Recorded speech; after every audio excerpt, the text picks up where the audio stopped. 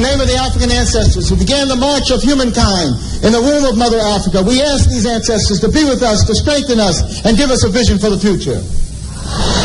In the name of the African ancestors who began the march of humankind in the womb of Mother Africa and marched down the Nile, laying the foundations for human civilization and culture, we ask these Africans to be with us, to strengthen us, and give us a vision for the future. In the name of these African ancestors who built their pyramids and their temples to their God concepts, to their principles, and to their moral values, who left us a legacy of architecture and monumental building unparalleled in the history of the world, we ask these ancestors who built the pyramids, who built the temples, to be with us, to strengthen us, and give us a vision for the future. We ask these African ancestors who took this African culture and extended it throughout Africa, building the stone cities of Zimbabwe, building the empires of the Sudan, Ghana, Mali, and Songhai, building the Swahili city-states along the east coast of Africa, and in Christian Africa, asking King Lalibela and giving him the courage to build the 12 churches of Lalibela from the ground down, monuments to the world. We ask these Africans to spread this culture to the Dogo and to the Akan and to the Yoruba and to the Bankongo and to the Zulu. We ask these Africans to be with us, to strengthen us, and give us a vision for the future. In the name of the Africans who opened up Africa, opened up the Nile Valley to other cultures and other peoples, and they came in and nurtured themselves on the African greatness. First coming in early with the ancient Hebrews, and they synthesized this culture and produced Judaism. Later coming in were the Christians, and they synthesized this culture and produced Christianity. Coming in were also the Greeks, who took the African culture, synthesized it, and produced Greek civilization. And then later, the Prophet Muhammad, and with the Arabs coming into the Nile Valley, they synthesized the culture and produced Islam. We ask these African ancestors, who as part of their legacy laid the foundations for Judaism, Christianity, Islam, and Greek civilization, to be with us, to strengthen us, and give us a vision for the future. We ask those African ancestors pulled out of Africa, taken to the hells of North America, South America, the Caribbean, maintaining the spirit of African humanity in their hearts and in their minds, and who left us this enormous legacy of struggle. We ask those Africans who resisted enslavement in the villages of Africa, who resisted enslavement in the shores of Africa, who resisted enslavement in those forts and dungeons, who resisted enslavement in the holds of those ships, who resisted enslavement when they arrived on these shores in the New World. We ask these Africans who ran into the highlands of northeast Brazil and established for 100 years the first free republic in the Americas, the Republic of Palmares, and their last great leader, Zumbi, who spirit and sacrifice. We ask these Africans who replicated the Brazilian experience and went into the highlands of Jamaica and became the maroon-free communities. We ask these Africans who went into the backwoods of the Guyanas and Suriname and created free republic of the Suramaka and the Ajuka. We ask these Africans who went into the backwoods of Georgia and the swamps of Florida and moved with the Seminole Indians and resisted oppression. We ask these Africans who left us a legacy of struggle and resistance, the likes of which no one in the world has, to be with us, to strengthen us, and give us a vision for the future. We ask these Africans who created and laid for us a foundation of struggle and resistance that was passed on generation after generation, that was passed on to Harriet Tubman, who fought her way out of enslavement and became a symbol of freedom for all of us. Similarly, Frederick Douglass and hundreds of thousands of others fought their way out of enslavement. We ask those Africans who went with Boukman Dessalines to create the greatest revolutionary experience in the history of the world, the Haitian Revolution, leaving us a legacy, the likes of which no one else has had. We ask these Africans to be with us, to strengthen us, and give us a vision for the future.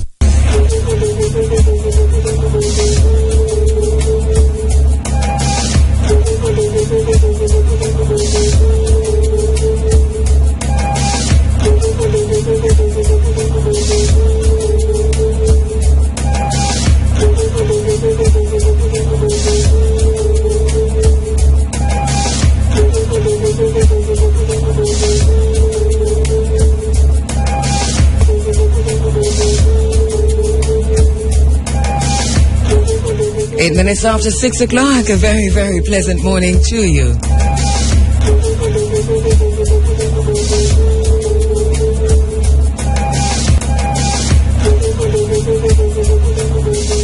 You're inside of the Africa Forum. It's Running Africa. My name is Kheru Ma'at Kheru. Going to be working out with our broadcast assistant, Simone Brown Keys, this morning. So she's doubling up. She'll be taking your calls in her usual role as telephone operator, but she's also doubling up this morning as my broadcast assistant and studio assistant. At 9 minutes after 6 o'clock, we go through until 10 o'clock. That's when the big A comes in with the Sunday sunshine. Running African, reuniting the African family for development. Bearing witness, demanding change. Crafting an African-centered agenda for change and development. That's the mission. Blazing new paths towards Africa's rendezvous with destiny. It's the Africa Forum, Running African.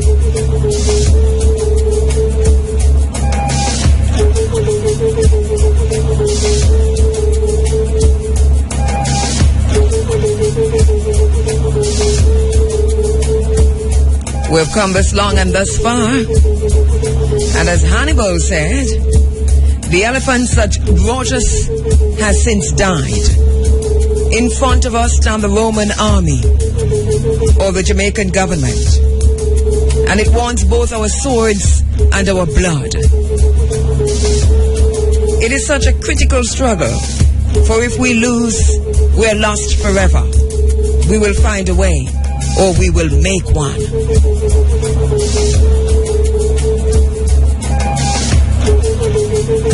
We have come this long and thus far, and the elephants that brought us have long died.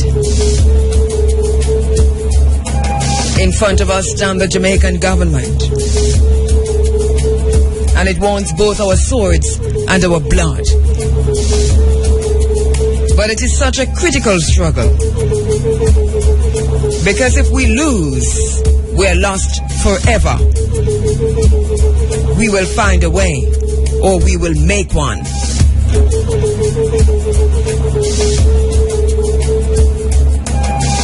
Anchor Jasane. Life, prosperity, health to you. Indamin Adaru. Good morning. Talaestelin. Greetings. Jambo Wote. How are you doing?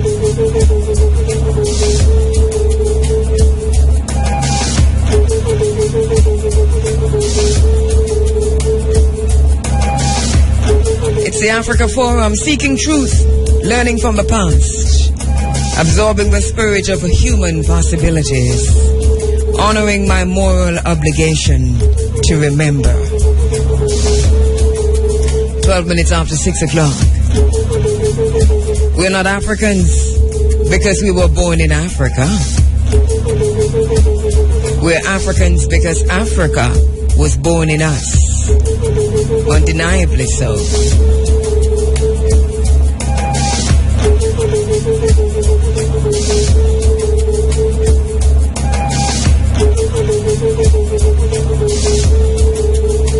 Not about to, can't, don't know how to trade off my intellectual identity to fit in. Don't know, not about to, and can't trade off my African identity in order to fit in. Good morning, good morning, good morning. Good morning to you on the internet at IRIFM.net. Good morning, good morning, good morning. In front of us stand the Roman army, and it wants both our swords and our blood. We're on the 107s, 107.1 all the way to 107.9. Welcome to you if you're following me on Twitter at Kabuma at Kheru. Kabuma at Kheru. We take your posts, we take your tweets. So I'm on Twitter. K-A-B-U Kabu, Ma'at, M-A-A-T, Kheru, K-H-E-R-U. Kabu, Ma'at, Kheru. Good morning, good morning, good morning. We are on Facebook at Kabu Ma'at Kheru Williams. That's where you'll find me. And you can send me an email at the old Babylon name, Andrea.williams@irfm.net. Thank you very much for joining us. Thank you very much for choosing the 107s at irfm.net. And however you are listening to us this morning, on your Android apps, on your BlackBerry apps, on your iPhones, wherever you're listening to us this morning, on the continent of Africa, on the European continent, in Asia, in Jamaica, in the Caribbean, welcome to this space. It's an African space.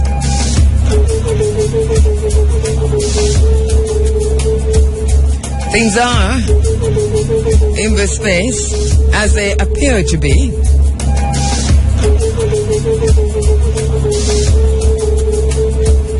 It's an African space. Breaking the cycle of mental control. It's a challenge, but we're up to it. It's a challenge, but we've got to do it. We have no choice. Good morning to you. Welcome to the space. Welcome to the black space. Welcome. Welcome.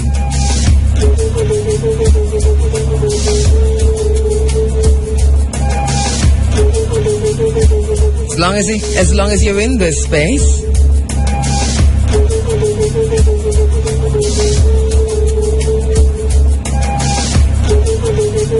as long as you're in this space,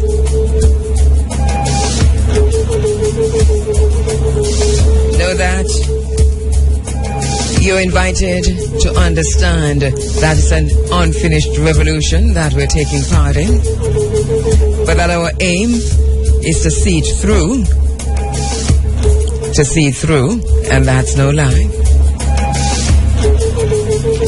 Looking back, facing forward, the unfinished business of emancipation, the unfinished business of independence, the unfinished business of total liberation.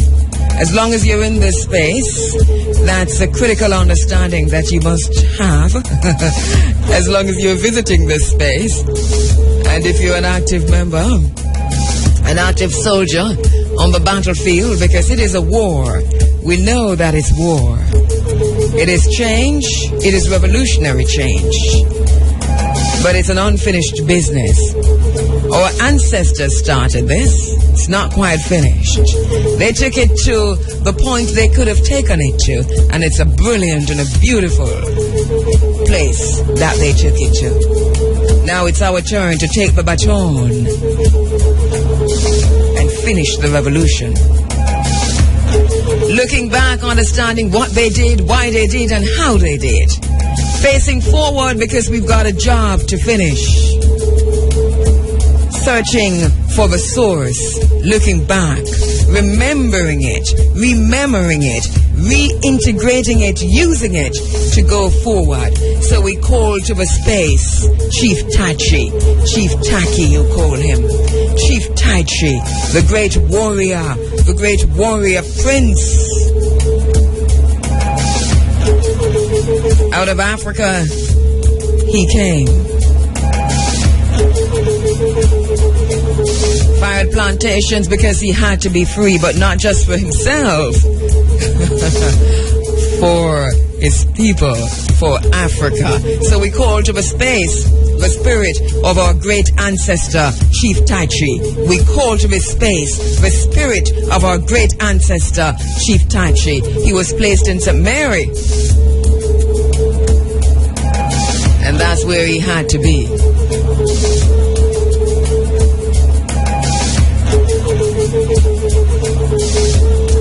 And we're calling to the space. We're calling to the space the spirit of our great ancestor Baba Sam Shah. Ancestor come. We're calling to the space the spirit of our great ancestor Baba Sam Shah. A true leader of the Emancipation Wars of 1831-32. We call to this space the spirit of our ancestor, Baba Sam Shah, ancestor come.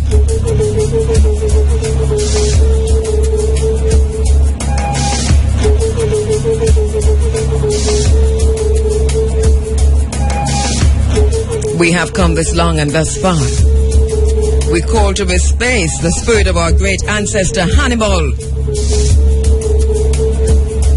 The elephants that brought us have long since died. The ships that brought a lot of our ancestors have long since rot. In front of us, though, stand the governments of the Caribbean, the Jamaican government, and we are talking about whether it is any P, no matter which P, but they do stand in us and they want our swords, and more than anything else, they want our blood. We call to this space the spirit of our great ancestor Hannibal, because we're at this critical struggle, and if we lose, we're lost forever. But we must find a way. We will find a way, or we will make one. We call to this space our ancestor Hannibal, and we call to this space the spirit of our great ancestor mother Queen Nanny. We call to this space the spirit of our great ancestor mother Queen Nanny. Ancestor, come.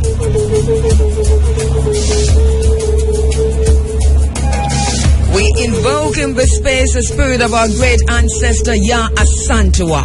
We invoke to this space the spirit of our great ancestor mother Ya Asantua. Ancestor, come. Ancestor, come.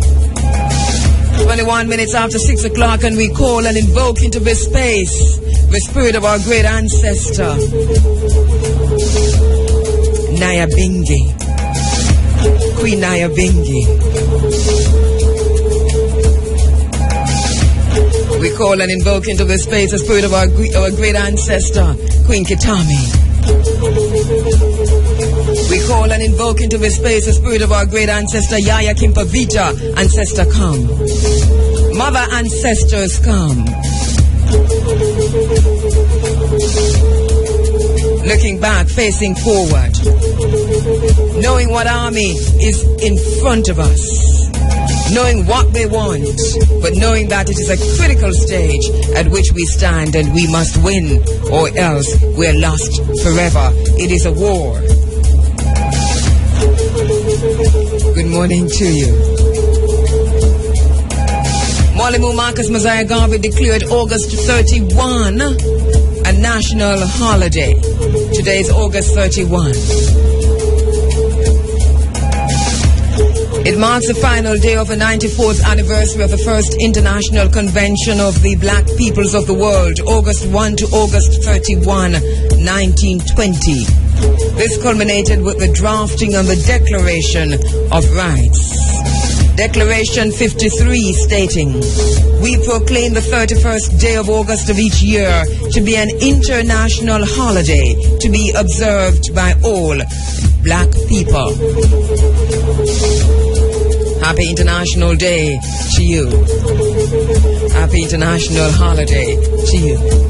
African people, wherever we are. Proclaimed thus and proclaimed so by Mwalimo Marcus Messiah Garvey. Today, of course, marking that final day of the 94th anniversary of the first International Convention of the Black Peoples of the World. August 1 to August 31, 1920.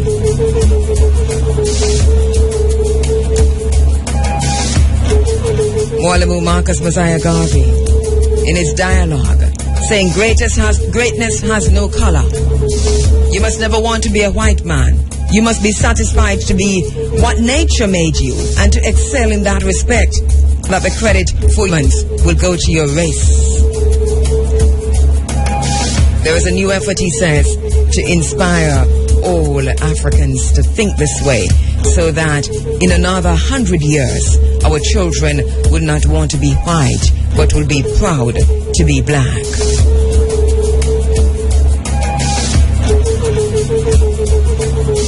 Welcome to the space. We've got an interesting program lined up for you.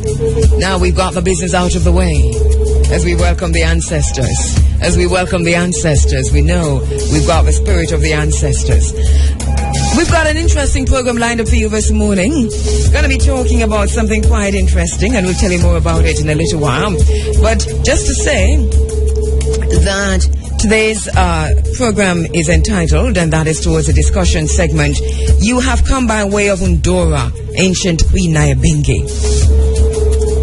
Kagarama Kia Nyabingi, the home of Nyabingi. You have come by way of Undora, Ancient Queen Nyabingi. Gonna be talking about the Ancient Queen Nyabingi.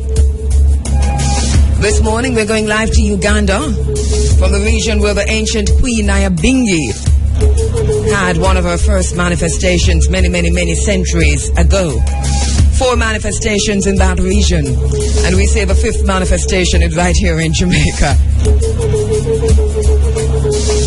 So we're going to be talking about the Ancient Queen, and joining us to talk about that will be our very special guest, Dr. Kheru Nkuba, and we're joining him live in Uganda this morning. Also this morning, Professor Hilary Beckles spoke in the British Parliament, the House of Commons, recently on the matter of reparations. Going to be taking that speech to you this morning, courtesy of Professor Vereen Shepherd and Talking History, her program on Nationwide. So we're going to be taking that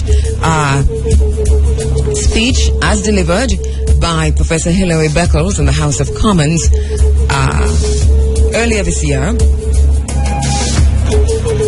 think it was in July, actually, but we'll get the correct date for you in just a moment.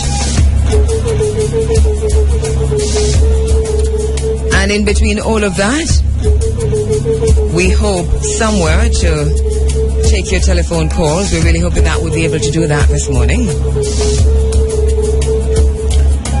And we've got the music, we've got the conversation, and we've got the African-centeredness. Welcome to the space.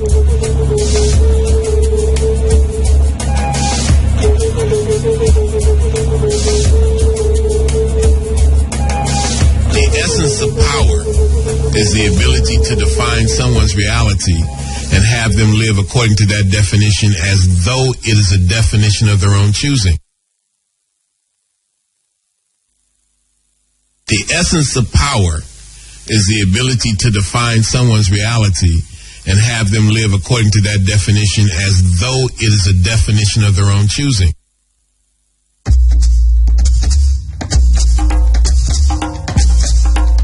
I say, Empress, I am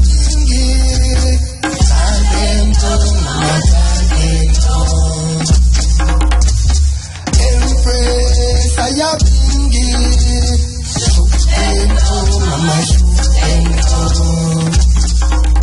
Mama the chanting, Mama chanting,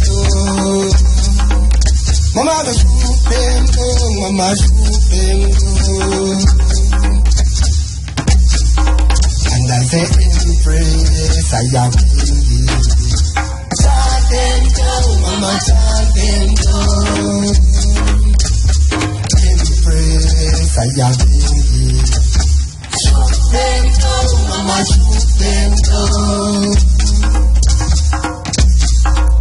tribulation and persecution, Mama, along the way. Oh, Mama, yes, Mama. Oh, Mama, yes, Mama. Mama tried the hills and the valleys, over the rocks and the mountains. Pickles and thorns are in the way, persecution from our way. Along the way. Oh, Mama, yes, Mama.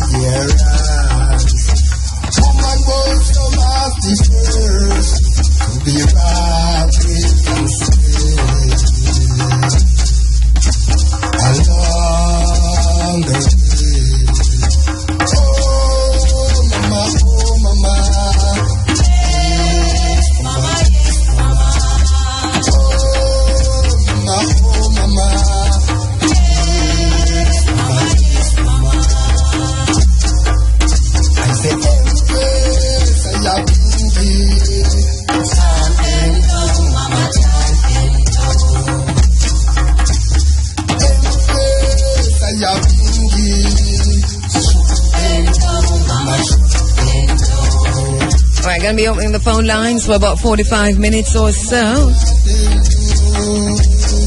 As we take your telephone calls, the sound, the backdrop, the soundtrack this morning coming from the album called Nyabinghi Redemption for 5. Going to be talking about Queen Nyabinghi, Empress Nyabinghi this morning.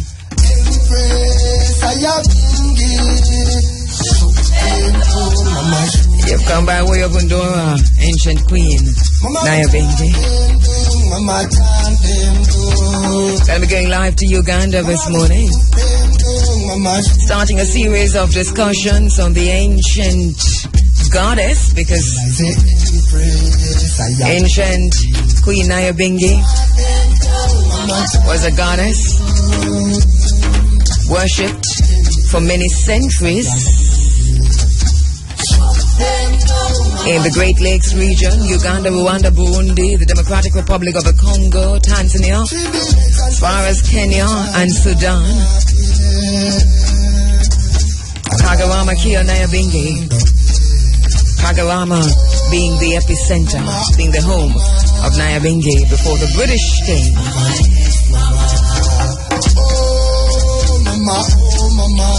and made it and turned it and described it as witchcraft because they couldn't beat the power of the ancient goddess Nyabinghi.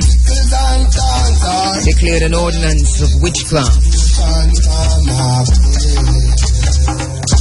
and drove Nyabinghi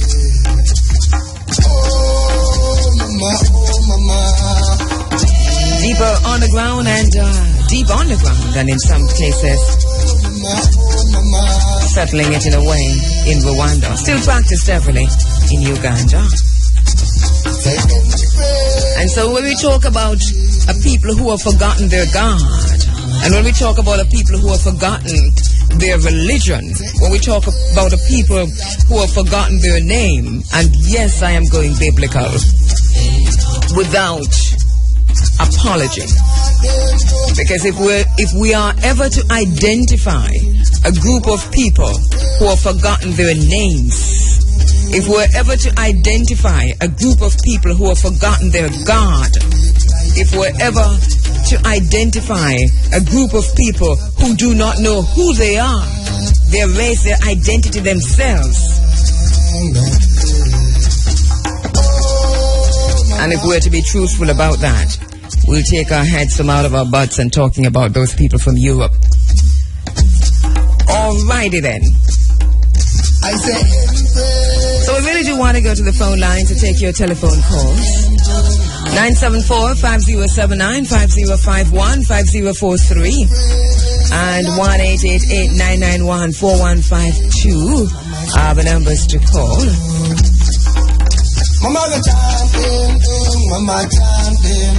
Phone lines are now open. By the way, we understand that they have started the Ebola trials, the vaccine trials on humans. It was always going to get there. This is it, you know. You're called a conspiracy theorist if you begin at a very early stage to point to the conspiracy that you see, because it is a conspiracy. It is what it is. It's one of those things that things are not, and yet they appear to be. So the entire world is on Ebola watch. The entire world, because we are told that it is close to being a pandemic. And we saw two Americans, white, being taken from Africa in great fanfare. And so it wasn't until that point that I realized that there was a bigger picture here. Because that movie that we saw, that drama that unfolded when the doctor, the American health worker, was returned to America with Ebola, that was only for the shock value. They want you to see only what they want you to see. Have you seen the bodies of the many children who are dying in Palestine? Which one of the network news have you seen that on? Have you seen this looped over and over and over and over and over again? No, you haven't. You haven't.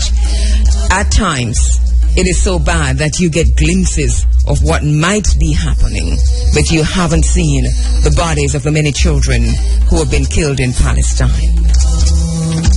Because they don't want you to see those. Remember that we saw the bodies of the children who were dying in Syria, because we were told then that those children were being killed by the Assad regime and that he was using chemical weapons. So you had to see the bodies. You had to see the children frothing at the mouth. You had to see them piled on top of each other dying. Because that was for the shock value. For it to be okay to bomb Syria into nothingness. But we haven't seen the bodies of the children in Palestine yet. In the same way that the drama that unfolded with the health workers who returned to America with Ebola, you were meant to see that.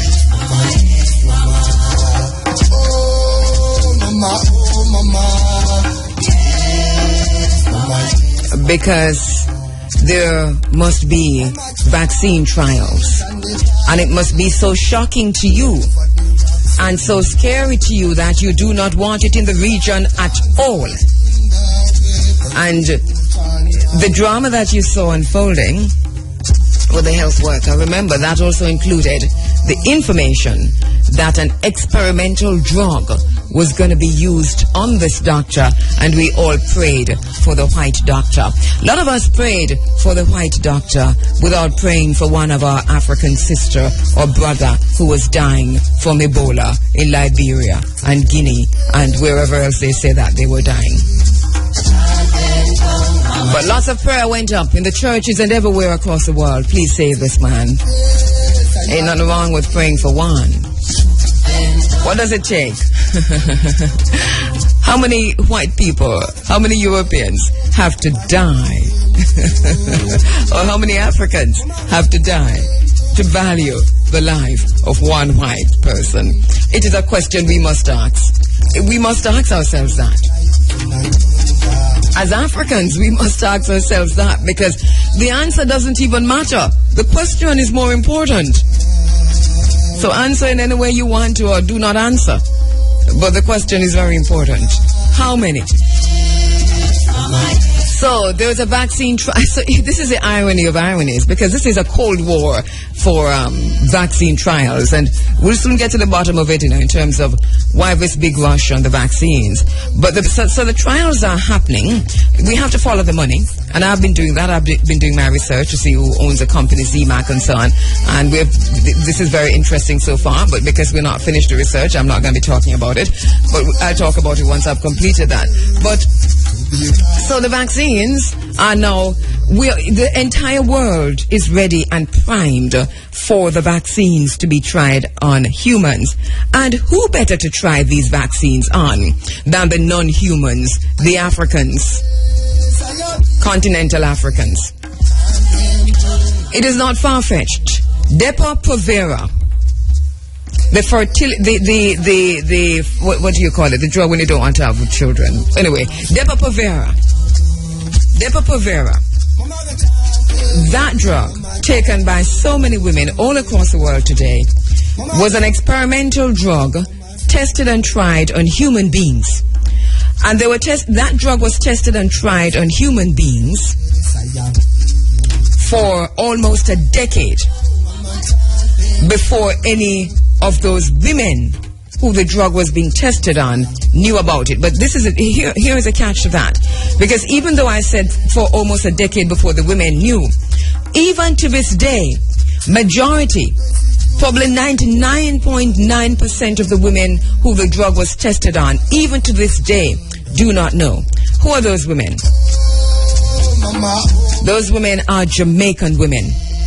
Depo-Provera was tested on women in Jamaica for decades, and even to this day, these women still do not know. Even to this day, majority of Jamaicans still do not know.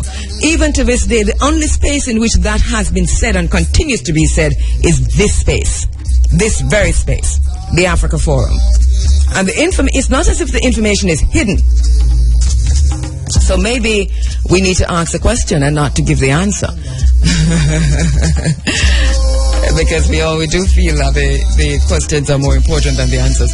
In any case, so to go back to Ebola.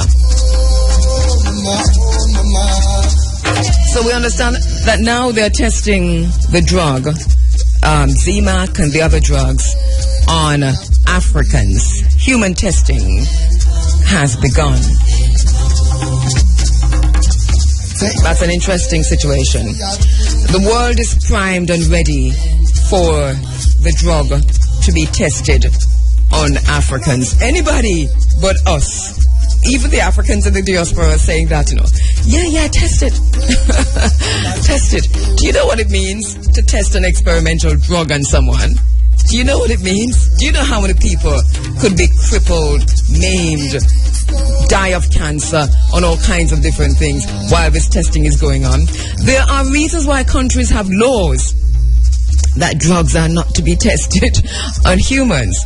A lot of ethical issues surrounding the Ebola outbreak and the management of the outbreak. Experimental treatment? Really? On the continent of Africa? Why? First, the WHO tells us it's close to a pandemic, and then we hear about these drugs. But the joke about these drugs, is that we have a drug coming out of America. We have Russia immediately coming to the table and say, but we do have a drug, and since you're testing on humans, let's get in there. So you have Russia, and then just this weekend, China announced that they too have developed a drug, but China is already in Africa, and China did say they ain't going nowhere. Remember, when everybody packed up and left the epicenter, as they call it, of the Ebola outbreak, China said, we're not moving. Because China knew. And China has now come out just this weekend to say, hey, you guys, we too have a drug, and you've got Africans. Let's test this thing. So clinical trials, which should be happening, and the testing to make sure a drug can do what it is being developed to do.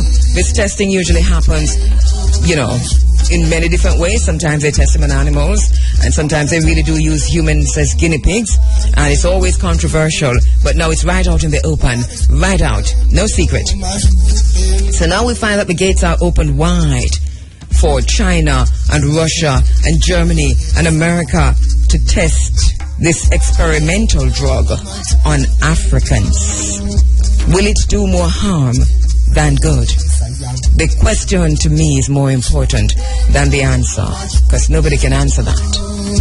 Will it do more harm than good? And how many generations will have to pay for this? Africans have been dealing with all kinds of poverty diseases because of the poverty that has been unleashed on it by the West. The poverty of the politics of disease is something that we have to talk about. Pathologies of power, and Paul Farmer writes about that in looking at Haiti. So we're seeing now that these drugs are being tested on increasing larger numbers of people. You know, there are questions about compassionate use of experimental drugs, but we still have many, many questions about the testing. And if you notice that the Ebola outbreak is centered in resource poor, and deliberately I say that, resource poor countries. So the outbreak is being used, and I say this without apology, that the outbreak is being used as an unofficial clinical trial. And the question is, after the clinical trial, after the trial, what are the side effects of these drugs? Who knows? They're working out the side effects of these drugs on Africans right now. You know that, don't you? And we sit back and buy into their lies. But they're working out the side effects of these drugs on Africans right now. That's not how it works. It's unethical. It's not right. That's not how it works.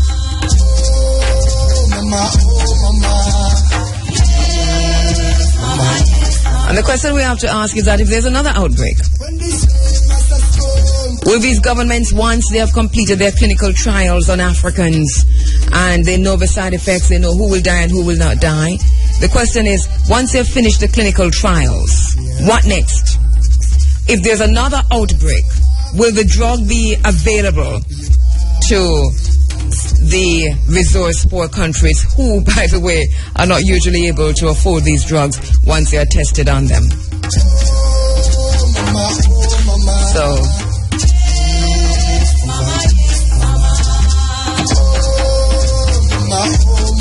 I don't know about you, but I think there's something unethical about this. It is unfair to use people, to test drugs, experimental drugs, on entire populations. How do you do that?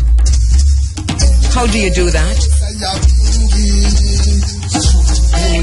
There is a movie called The Constant Gardener. The Constant Gardener. And whether you have it or you don't have it, you know, there are ways to get it. Whether you can download it, I don't know how that works. I don't know anything illegal or piracy-wise. But The Constant Gardener, every African in the diaspora and on the continent of Africa should watch that movie today. And then let's talk about it again. Let's talk about Ebola. The Constant Gardener. Yes, watch it and let us talk about it.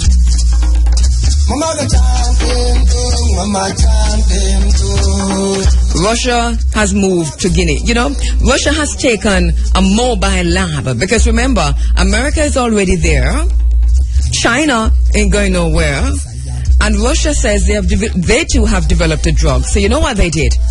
They have now moved into the Ebola-infested pandemic with a mobile clinic, a mobile lab, saying that they're treating Africans with vaccine that they developed. Yeah, it's Russia's Vector State Research Center of Urology and Biotechnology. They're there with a mobile lab. They had to get there fast. They couldn't even get a building because human testers are here. Galore. Africans for kill. Literally for kill. So Russia has moved in with a mobile lab, and we are thankful. And we're praying in our churches and saying, thank God they found a vaccine. And wow, thank God they saved that white man. Wasn't that great?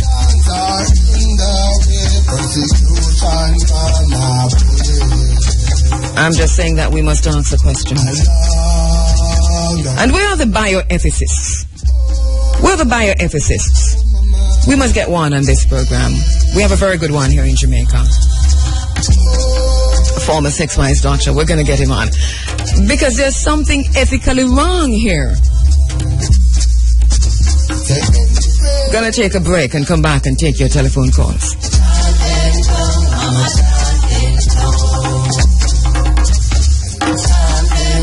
The essence of power is the ability to define someone's reality and have them live according to that definition as though it is a definition of their own choosing. All right, 4 minutes going up to 7 o'clock, and later on we're going to be going live to Zimbabwe, to Uganda, Great Lakes region, to talk to Dr. Kheru in Nkuba about Nyabingi. Also, as I said earlier, we'll be taking to you the speech as delivered by Professor Hilary Beckles, the House of Commons, Britain, in July, just last month, July of this year. So that's coming up shortly. Running African, reuniting the African family for development.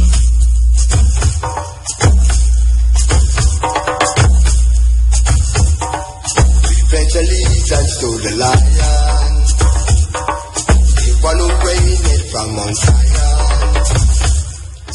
Pledge allegiance to the lion, the one who reigned from Mount Zion.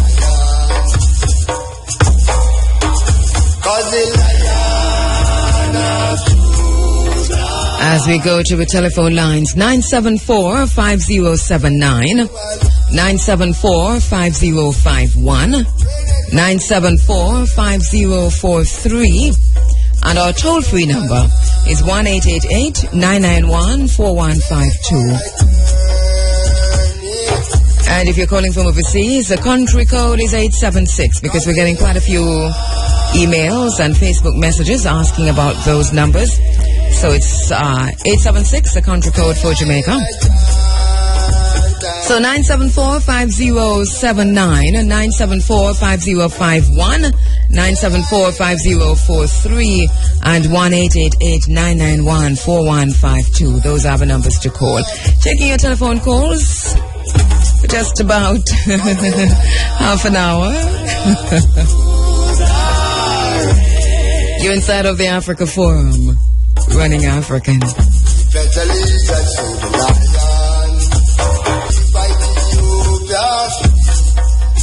Running African, reuniting the African family for development.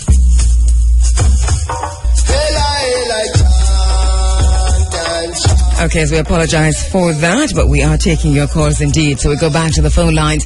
Hotep, good morning. Hi, good morning. Hey, greetings, my brother. How are you? I am blessed to be alive this morning. Okay, great. Right. First time on the program in almost 20 years, I'm listening to you. Yes? Yeah, you know. Okay, thank you. Thank you for listening. In light of the Maria Dean saga, yes, could I get to just read a few lines that I've written as a poem? All right, I haven't seen it, and you didn't call me beforehand, so I don't know what you're going to read. Well, the contents are clean. I right. can assure you. But I want you to hang up and read back to Simone Brown Keys so that before we can take you on air, all right? Oh, okay. All right, thanks. All right, as we take your telephone calls,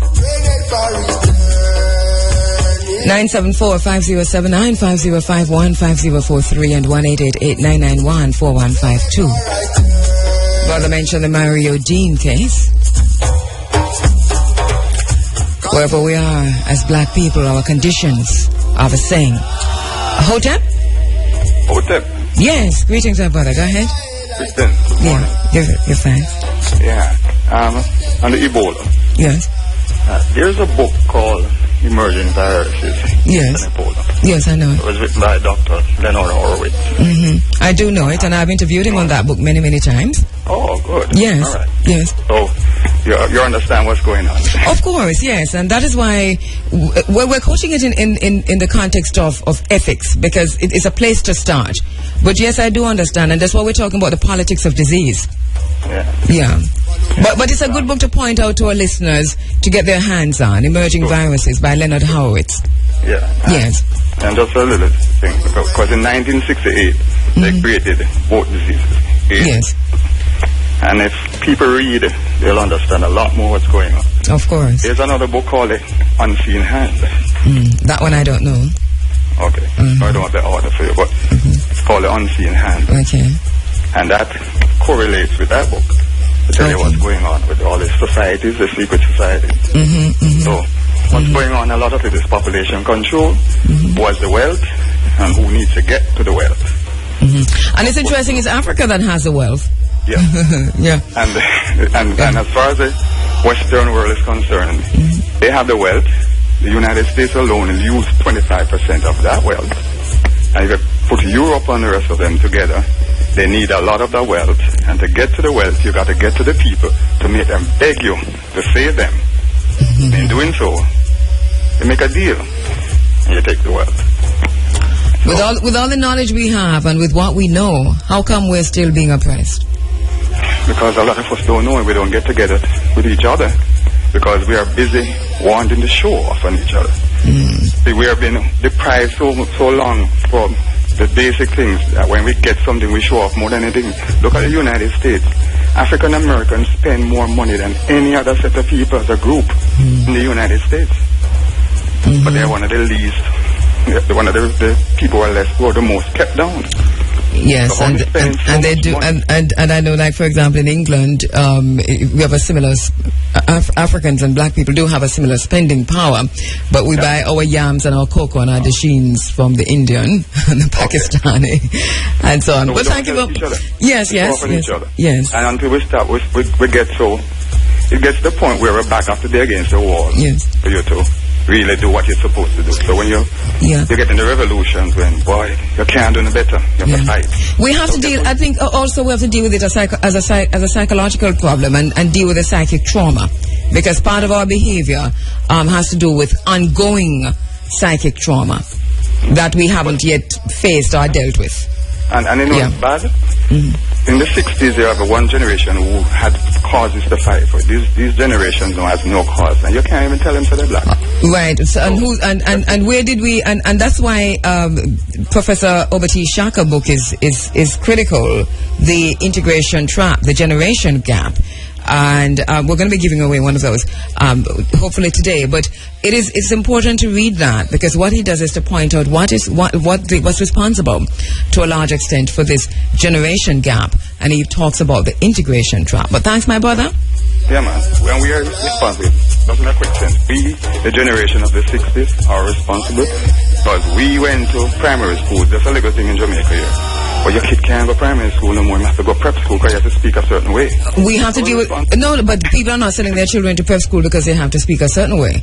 People are making a choice between a classroom of 75 children and a classroom of 15 children.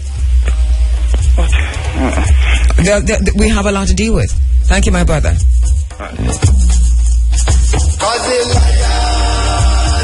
All right, as we take your telephone calls, just up until about 7:30 when we go to Uganda. 974-5079, 5051, 5043, and 1-888-991-4152. Seems like it was just yesterday we were writing poetry about Abner Louima, and writing poetry about Amadou Diallo, and writing poetry about Trayvon Martin, because we do write and sing a lot about our black boys, you know, when they are violently and viciously killed. And here we are now writing and singing about Maria Dean. Well, now we're going to realize that it's not about the writing and the singing. The time for the tom-toms are over. Amilcar Cabral says that when it gets to this point, there's nothing to do but to fight back. As we go back to the phone lines, Hotep? Hello? Yes, my brother, go ahead. Good morning. Good morning, Hotep to you. I would like to comment a little bit on some of what you're saying in regards to the Ebola drug. The drug was first used on Americans. The doctor who... That's exactly what I said, though, you know. Yeah. No, but there's a section of your comment that would serve to suggest that it is Africans that this is being used then? Are Africans? Well, before you go any further, just bear this one thing in mind that I'm about to say. To see something one way is not to see it another way. So first of all, that please understand that. And then secondly, one of the things, the first I premised, the premise that I based the conversation on was that it had to be this way. The drama that unfolded with the American who came back, over television cameras were invited to take that picture, and then we were told that this person was given an experimental drug, and that drug worked, and we thank God for it. Remember, that's what I said. So that was part of the bigger picture, because if that worked on one American, but it is still in its experimental stage. And by the way, that American was given the drug in Africa, you know, because America... And it helped? No, hang on. It is still do you understand about testing vaccines? To a certain degree. Right, because there's a whole lot more involved than just giving it to one person, and it helped. So that the premise is that, so it helped this one person. Where do you now test it for efficacy? How do you now test it to make sure that it does what it says it can do? Because if it works on just one, it's a fluke. You can't sell it that way. It will not be approved that way. It has to be tested for over a certain amount of time, whether it's a year or 2 years or 3 years. Some testing go on for very long, and it has to be tested on a certain amount of subjects. And where do you find that many subjects, and how do you test them for so long? Well, for what it works, it would mean that is the human being that have such issue. Really? It would be required to be tested on, logically. Right, and exactly, so you're making my point. And the human beings, we're told, are in Africa. Yes, but of that's course. what the problem is. What's the problem? Predators don't like the African versus or the black versus the white argument. I think that's where my contention is. But my brother, I'm not talking black versus white. I'm talking about ethics. I'm talking about medical ethics. There's something, it doesn't matter how you coach it. It doesn't matter but if you want to see something one way is not to see it another way, and I'm also guilty of that. And that is why I do not make this a racist statement. I make this a statement of medical ethics. There is something ethically wrong with testing experimental drugs on a whole slew of people without as a matter of fact, it's just ethically wrong on testing experimental drugs on humans like that. There's something wrong. The drug is not being tested on human beings without Ebola. My brother, we could go on for a very, very long time on this. And the point you're making is that there's nothing wrong with the testing of the drugs on Africans. No, that's what I'm saying. You are promoting the drug being tested on. Do you know the name of this program? Run in Africa. It's called the Africa Forum. Yes, but what I'm saying is, so there's a sense of bias. Do you know what the vision of this program is? To promote Africa? No, to reunite the African family for development. Yeah, but development means that what? We must be racist or we must be biased? I'm very happy that you're listening. Yes, but then I'm listening because I have an issue. Also, this is you're listening because you have an issue? Yeah, no, I'm listening because I want to hear what you are this show is really promoting. And you're saying it's promoting development of Africans. Rastafarians also share this kind of it's the same kind of attitude that Rastafarians carry. And what attitude? And what attitude is that?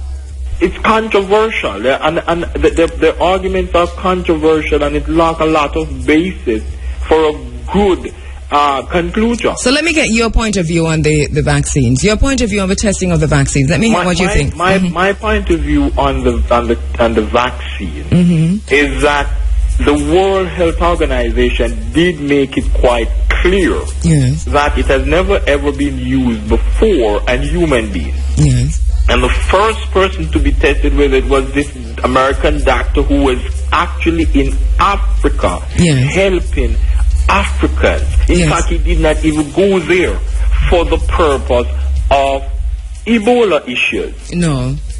So he was helping Africans. Yes. Yes. And not have anything to do with any Ebola. Yes. Ebola came up, and I'm asking, remember, what's your point of view on the vaccine trials that are now taking place in Africa? What's your perspective? It is okay. All right. Well, let us. Remember. No, but I don't have to. My brother, your point is well taken. I don't have to recall. No, hang on there. Thank you very much. I've given you enough time. Thank you.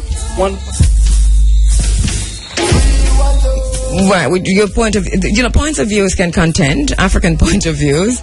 It's an African space, and if you're in an African space, you expect that it's going to be African centered.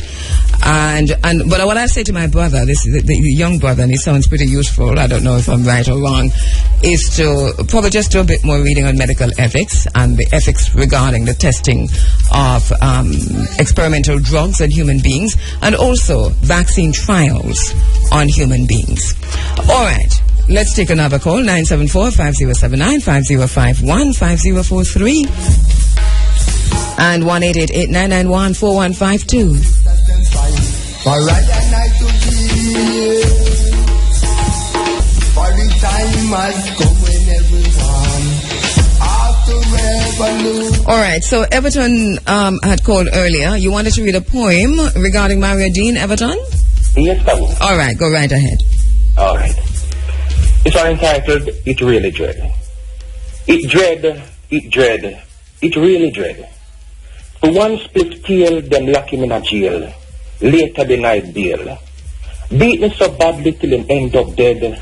It dread, it dread, it dread. What a gruesome and forgettable scene when they took the life of poor Maria Dean. With no one to show mercy, not a shoulder to lean, them wipe him out clean. Angry cry of protesters as part of national debate. Police points the finger of blame to others just to save face. Wow, you're not even safe in the custody of the state? While the world is making millions from cannabis, man in Jamaica dead for this. Now see it ya. You never know it would have reached ya. This has attracted international media. The echoes of justice has caused ripple effect. But how can I forget the Constantine murder for Ghana Barrett? What a thing when police severely battered Rodney King. And would it be a cardinal sin not to mention Zimmerman who killed the unharmed Trayvon Martin? Oh yes, let this one sift through your soul. Because if you're strong, mighty and bold, you can also be killed like Eric Gardner by a police chokehold. But stand your ground and make a sound for Michael Brown. Justice is a governmental vehicle used to overrun the vulnerability of its people. Justice for one. Will it be justice for all? It dread. It dread. It really dread.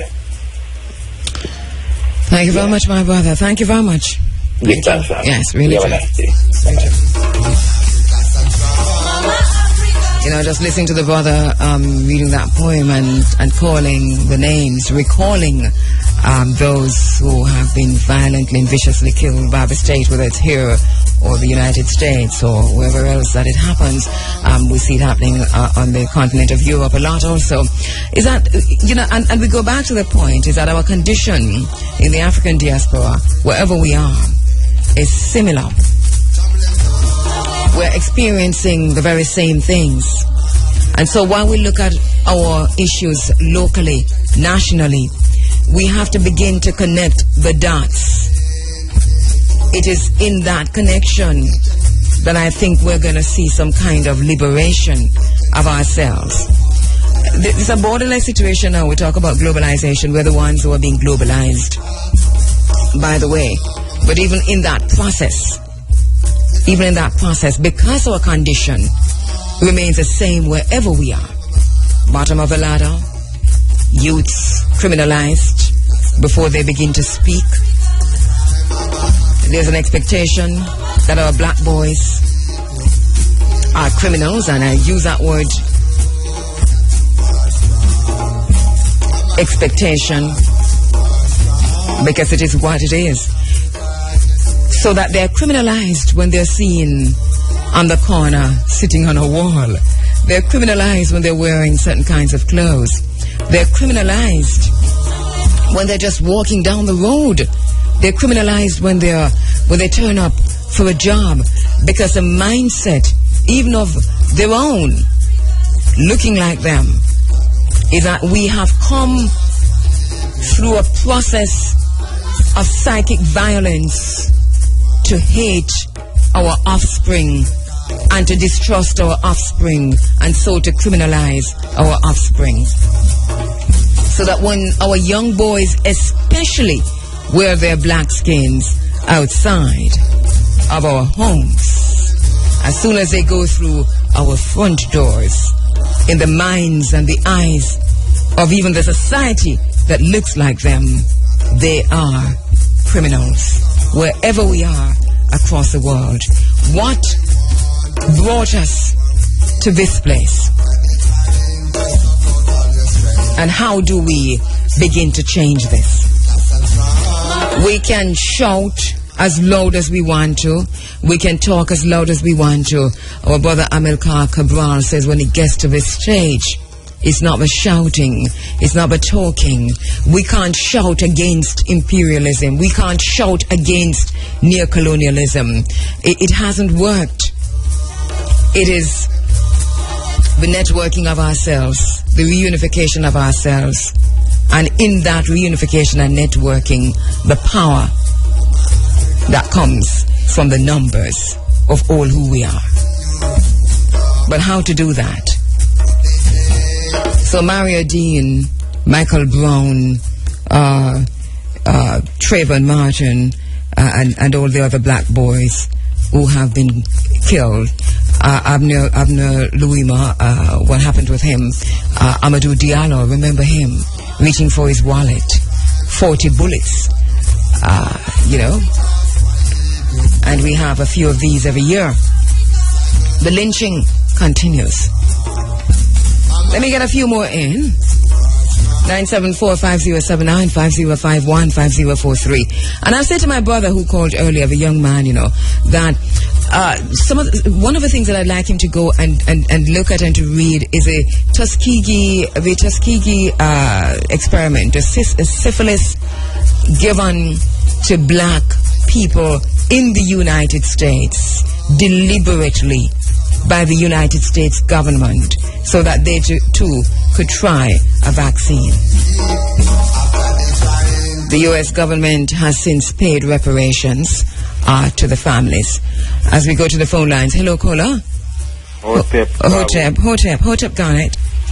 I was just looking along the Ebola trail, Yes. And noticing how if you follow that trail, it's a very, very, very mineral-rich trail, Of course it is. Especially Guinea. Yeah. The whole of them, cause Sierra Leone have diamonds. Yes. And Liberia have whole heap of iron ore. And Guinea has oil. Yeah. Yes, it is. And if you notice the straight up on the curve, them way it take, a very, very, very mineral-rich trail. And for us, that's why I keep saying that the questions are even more important to us than the answers. We must ask the questions. Critical thinking is important, We can't just accept everything that is being told to us and given to us because it is coming from the West and it is coming from sources that we have come to regard as being credible sources. For example, the WHO. We don't have time to talk about the WHO, but there's just too much information out there about big pharmaceuticals and vaccine trials across the world that for us not to at least ask the question, and I'm asking the question of ethics. I'm starting with ethics. I'm not even going on Saturday. I know a lot about the poverty of disease, but I'm just starting with ethics. Yeah, but something I always say to Mota, and I find I have to say to you now, that the enemies of programs like these, they always send on a caller like that and hear how no get caught now.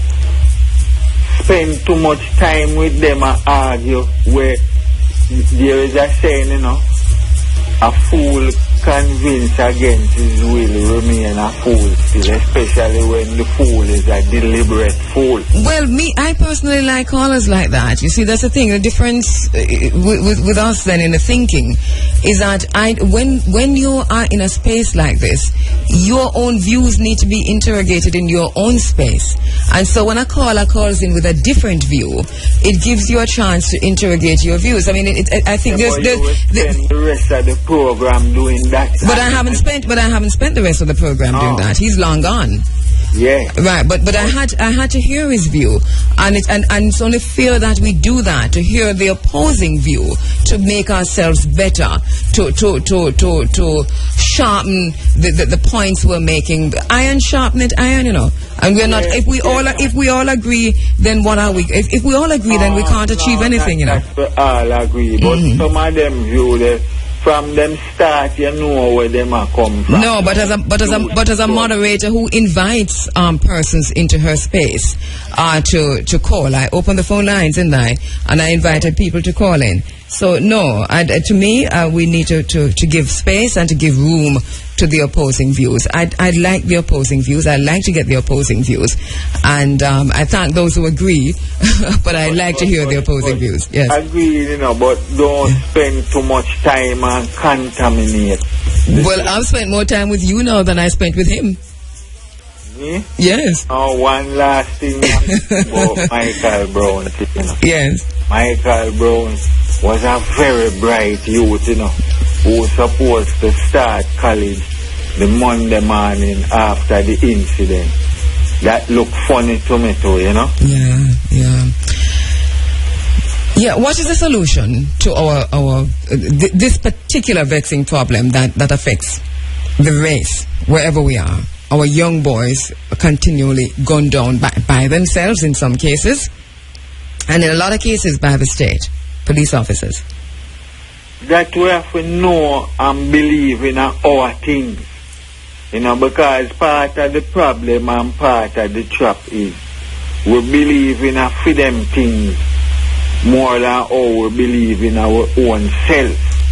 The trappings and the bling and all the other things. So how do we break that cycle of mental control? Because obviously it is a mental control. It's a battle for the mind, as many persons have said in this time. This is where we are now, a fight for the minds.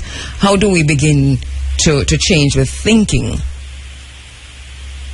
By step back into our Marcus Garvey and His Imperial Majesty and know those two people for who they are and know that they already set the blueprint more than 100 years ago. They have already written the blueprint by which we must live today. Mm-hmm. And how do we get that information to our young people?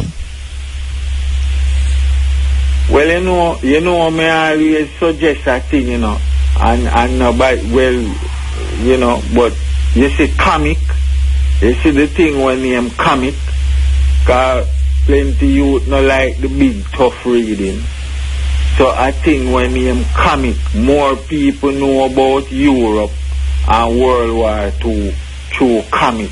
These younger generation young people we're talking about now, they're reading from their phones and from their tablets and so on. How do you get that there? Panic. All right. The comic panic. All right. One solution. Thank you very much, Garnet. Yeah. All right. You're inside of the Africa Forum.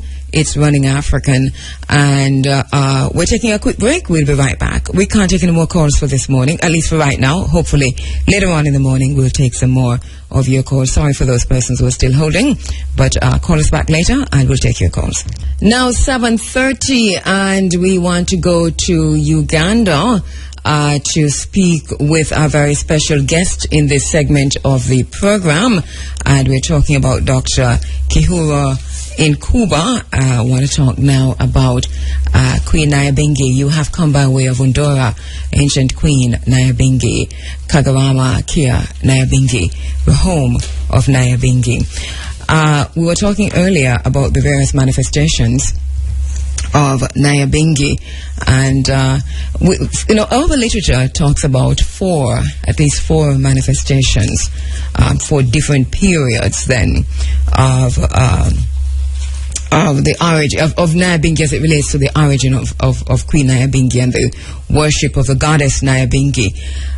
But I'm adding a fifth. I don't see a lot written in terms of a literature, and the academic literature in particular, about the Jamaican manifestation, which is Nyabinghi here in Jamaica. So that's something we hope to pick up at a later date. But want to go to the phone lines? Standing by to speak with my very special guest, Dr. Kheru in Nkuba.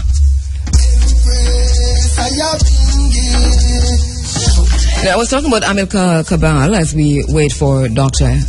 Nkuba earlier, and he talked about shouting against imperialism. So I found the exact quote. He says, "We're not going to eliminate imperialism by shouting insults against it. For us, the best or worst shout against imperialism, whatever its form, is to take up arms and fight." My brother, my father, Amilcar Cabral.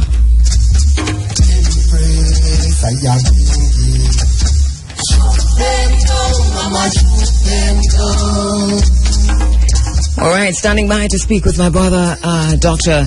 Kheru in Nkuba, who is in Uganda.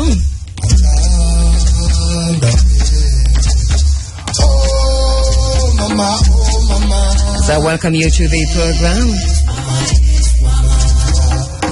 It's an African-centered space, blazing new paths towards Africa's rendezvous with destiny. Mama Charles and the valley, over the rocks and the mountains. Nyabinghi of my father, be with you. You have come by way of Undora and of course the Nduga. Wutunganzizi, son of Gahaya, son of Murari, Bashambo. You have come by way of Undora and of course Nduga. Alright, trying to understand a bit more about the ancient goddess, referred to at various times by different names or different titles.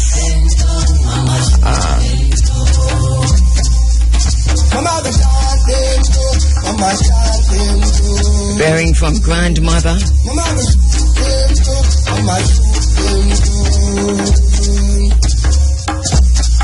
to avenger,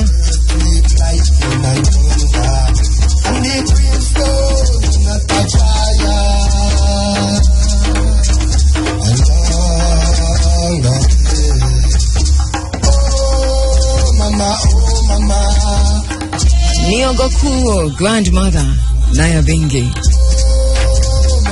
Bihiko, she who carries us as mothers do on her back, Nyabinghi. Muyaga, the wind, Nyabinghi. Just some of the titles given to ancient Empress, goddess, Queen Nyabinghi. Nyabinghi actually means she who brings bounty. As we stand by to speak with Kheru in Nkuba. Not quite sure what's happening, but we are trying to get through to Uganda. Have been able to do that before. And standing by to speak with him. All right, so here we are on the phone lines, live from Uganda. Dr. Kheru in Nkuba, my very special guest, who has written extensively about the ancient Nyabinghi. Dr. Nkuba, thank you very much for joining us live from Uganda. Thank you very much. It is indeed my pleasure to be speaking from the foothills of the mountains of the moon to my brothers and sisters in an island they call Jamaica, and also to be able to deliberate with you on the ancient wisdom of Nyabinghi and who the person was I'd be quite happy to express what I know around here. All right. Thank you so much, and thank you for the work and the research that you've done in this area. I said earlier that one of the manifestations of Nyabinghi is right here in Jamaica, and it's a conversation that we're going to have later on. But just to start from there, that because of the Nyabinghi here in Jamaica, the Rastafarian group identifying as Nyabinghi, Jamaicans know the name Nyabinghi. Not a whole lot, though, is known, even among some Rastafarians, about Nyabinghi. But in what region of Africa did Nyabinghi originate? You call it Nyabinghi, we call it Nyabinghi. It is written the same way. It is pronounced Nyabinghi in this region, and you pronounce it Nyabinghi, which is, I suppose, an Americanized version, of it. Yeah. But it comes from the area of the Great Lakes. The area of the Great Lakes being Lake Nyabinghi, which the English called Victoria after the Wicked Queen. There is Lake Choga. There is, Lake Mitanzige, which the English called Albert. There's Lake Amin, Lake Katwe, the third lake, River Kagera, River Nile. So, it was this area that was called the inter-crossing region, or the region between the lakes. And it covers the countries that are present-day Uganda, Kenya, Eastern Kenya, Tanzania, and Rwanda, Burundi, and Congo. So that was the area that Nyabinghi would have ruled at the time of the great empire of the Bachezi. So presently that is the area that is known as the Great Lakes. In ancient time, it also was part of ancient Egypt and part of ancient Ethiopia. All right, so that is really a massive area on the continent of Africa. So let us talk a little bit about Nyabinghi herself. Nyabinghi, of course, a woman, a female, but referred to, and help us to understand that, was Nyabinghi a goddess, a queen, a physical person, a manifestation in different times? Who or what was Nyabinghi? She was indeed a physical person that ruled a vast area of the area that I have mentioned. We would put her around maybe something like 600 BC. However, there are several manifestations of Nyabinghi. She exercised so much influence that other people who came after her and some of her followers kept calling themselves Nyabinghi. Now, after her disappearance, she's worshipped as a god or as a spirit because of her contribution that was able to appear and disappear. But if I was to give you a background, it happens that when the ancient Egyptians were chased out of Egypt by the Assyrians, they moved down south following the Nile. And then they established a kingdom in this part of the world known as the Bachezi Empire, or the Chezi, or the people of the moon. Now, they ruled this area for, something like close to 500 years, and, then they disappear. And the disappearance was also, a mystery, but, there was a soothsayer or a sage, whom they called to interpret why things were not going well for this particular dynasty. And what had happened was every time they'd slaughter a cow or a chicken, they'd find the intestines in the head. So this sage says to them, the reason you find intestines in the head is because you are ruling with your stomach, you are not ruling with your brain. And it is also time for you to depart and leave this land in the hands of other people. So now, one of the rulers of these Bachezi, or these ancient Egyptians, had gone to the lake, which is what you call Lake Victoria now, but at the time, it's called Lake Nyabinghi or Lake Nyanza. And that was because his wife had been pregnant for 13 years. And she found that very strange, and he found that very strange, and he wanted to know what he could do. So this man was called Nyabinghi. Nyabinghi meaning Nyawera. So Nyabinghi, the son of Nyawera. And when he goes to the island to look for an explanation from the mother-in-law, he takes his wife with him, and the wife delivers there a child, and this and he delivers in the 13th year, the 13th hour, on the 13th day to this child. And when the child is born, he's holding a gold bracelet in one hand and seedlings in another, seeds, grain in another. So let me interrupt. She was holding, the child was holding what? A bracelet in one hand? She was holding a copper bracelet in one hand. Yes. And then she was holding grain, seeds of grain in another. Oh, grain, yes. And this child was called Nyamale. Nyamale, which means the finisher, one who finishes everything. But it is this child whose name was changed afterwards to become Nyabingi, because she introduced so many things in the region, so that people said Nyabingi, which means of many, one who introduces many things. And my work and my book, The 13 Stations of Nyabingi, deals specifically with the things that this particular warrior or ruler of this vast area introduced. That's why I call it the 13 Stations of Nyabingi. But she picked the name. Nyabingi was a name that was given to her because of her contribution to most of the things that she introduced in the region. But if you still want to know about the mystery of how she grows up and what happened to her, I can still tell you. All right, and I still want to know about that. It's an interesting information there about her birth, which I find, this is one that I hadn't seen in the narrative before, but we do understand that the name Nyabingi means that she who brings bounty, which is what we have said here, even in this space, that the name Nyabingi actually means death to black and white down pressers or oppressors. But you're saying that, no, at birth, her name meant she who brings bounty, something to that effect.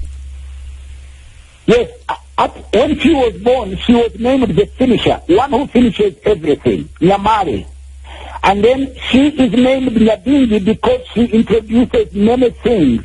Part of what she introduces incense and pepper. She introduces riddles. She introduces singing. She introduces herbalism. She introduces calabash of darkness in warfare, where you'd be fighting an army and then they throw a calabash of darkness, so you can't see the other army. She introduces magic. She introduces defense. She introduces honey, clothes making, goldsmithing, and eventually she disappears in the underworld and introduces the kingdom of the underworld.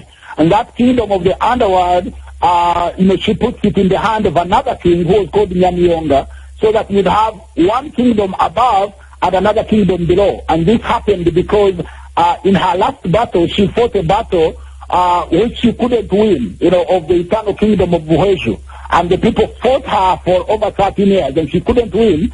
And eventually, she decided that let us dig a tunnel and create a city and the underworld. And that's how she ends. She ends disappearing in the city in the underworld. And I see you've placed her 1600 BC. What BC did you say? Give us a time frame again. But then what happened was that her influence becomes very significant, because she had like 13 warrior women, very famous, very fierce. So when she goes underward, some of the people that were with her carve out different kingdoms. They carve out the kingdom of Ankole, the kingdom of Bunyoro, the kingdom of Mpororo, the kingdom of Rwanda, and some of the later versions of Nyabingi depict some of these women, like one of them, Chitani Chanyawera, Muhumuza of Rwanda, and these were also very famous people in their own right, but they survived and thrived on the knowledge and influence and the spiritualism of Nyabingi. Nyabingi eventually becomes a goddess. She becomes this famous, powerful spirit. that is able to appear and disappear, that is able to interfere in people's lives and dictate their destiny, but mainly for their own, defense and for their own, self-preservation. Because Nyabingi really was about, self-preservation. She wanted to bring everybody under one, kingdom and one administration. And if I tell you, there was, in her last appearance, she goes to a sage, somebody who sees in a future, and the oracle, or the oracle Chanda Go. And this oracle tells her what is going to happen in the next, 600 or 900 years. And the words that they said are going to happen in the next 900 years are the things that are happening to us now. So around Uganda, people who know Nyabingi, everything they see, they know that was given to Nyabingi in the oracle Chanda Go. And if you want, I could tell you some of the things that he said. Could you do that for us, please? And my brother, Dr. Nkuba, I'm going to ask you to speak just a little bit slower. This information was really absorbing, and I know, and try to get as much right. So just a little. Very excited. Yes. I'm going to speak slower. Because I don't know how much time we have, and I wanted to give you as much information. So I slow down. Yes. All right. Go ahead. Down. Yes. This was what was happening. This is in the last phase of Nyabingi's, war before she disappears in the city in the underworld, or in the kingdom that she creates underneath this one. She goes to an oracle, and this is known as the oracle of Chandago. And she's fighting, and she wants to know what would happen if she was to leave this earth and go somewhere else. What would happen to the world? And this woman says to her, in a period not this one, you shall see a stranger with no lips, with no buttocks, whose eyes are like those of a cat, and whose tongue is divided into 17 short gasps. And it says, his hair, that is the hair of the stranger, is like that of a dog. His smell like that of a snake or a goat. He will come hiding in sorghum fields. Sorghum is a grain. Yeah. And you shall pretend like he is your child. He shall offer you some strange things, but what you deny him, he shall steal. And then she continues, in a period not this one, his children will rule over you years. For some of us who interpret the rule of the Europeans, that's why we believe that the 900 years have almost elapsed, so that the rule of these people is coming to an end. But he continued and said that the headrest that has taken wine for a tribute will itself receive them, meaning in ancient times, this kingdom that Nyabingi ruled, the people would be coming to bring tributes, other kingdoms or other foreign powers. But now it is our powers or our kingdom or our country that takes tributes elsewhere. Something similar to what we've had as African leaders going to meet Obama. I mean, how do you get 50 heads of state going to meet one man?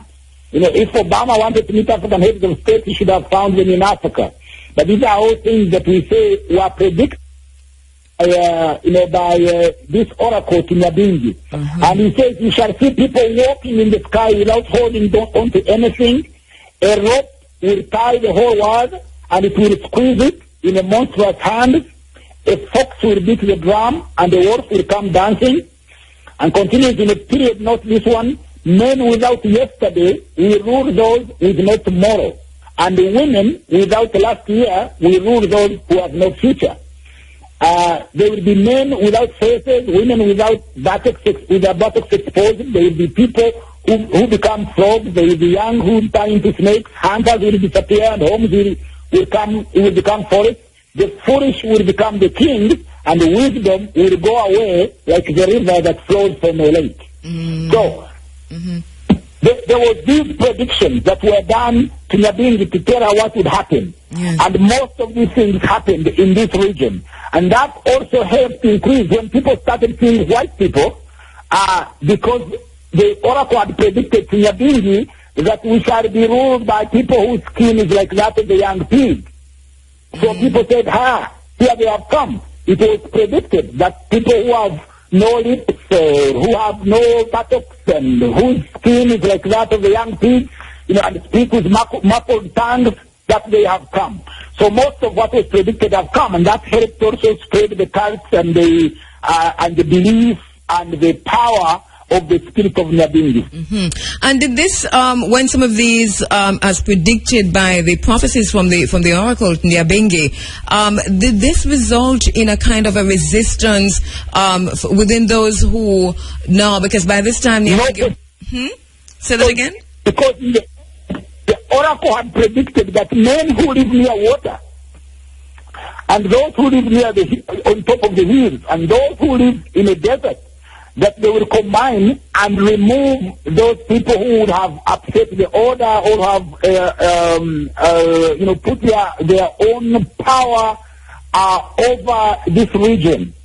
So most of the time when there has been resistance, it has been people who live near rivers or those who live near water.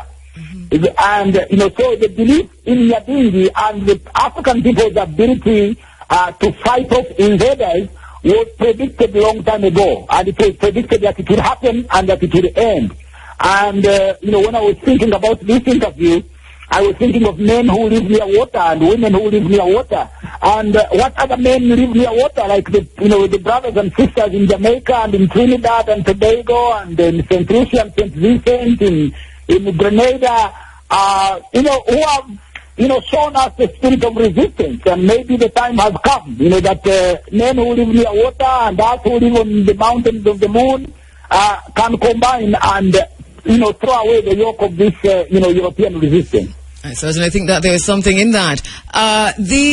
So let us talk about Nyabingi as a resistance movement over time, but also Nyabingi as Nyabingi herself as a liberator. That aspect of Nyabingi. Nyabingi was a unifier. He found all this, he found an empire that had disintegrated because the owners had left it. And there was nobody who was exercising a firm grip to bring order, to bring administration, to bring things that sustain life. And that's what she did. Most of the wars that she fought was wars to bring harmony and to bring peace.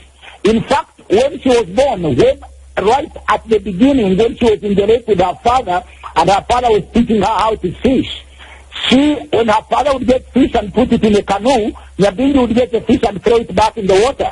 And at one time her father, got angry with her and said, "What are you doing?"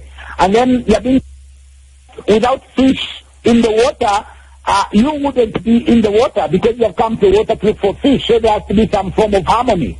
She's also marooned on an island, which was called an island of water. And on this island, this is where she finds 70 serpents. And these serpents said that they were guarding the spirit of the souls of the ancient rulers. And it is interesting when you read the work of Albert Churchward, Times and Symbols of Primordial Man, that you find that the souls of ancient Egyptians and the ancient Mexican rulers would come to rest in this lake that we call Lake Nyanza. So eventually, when she teaches people the art of warfare, the art of food, ability to grow food and store grain and have granaries that they would dig holes in the ground, giant holes. Then they put leaves, and then they put grain and cover it and put a tree. And then they would travel vast distances. After 10, 20 years, the grain would still be in the ground. So this would enable them to sustain a war. The art of gold smelting and iron making that enabled them to make implements of war. So Nyabingi becomes not only a reparator, but he also set up, a wisdom system that survives up to today.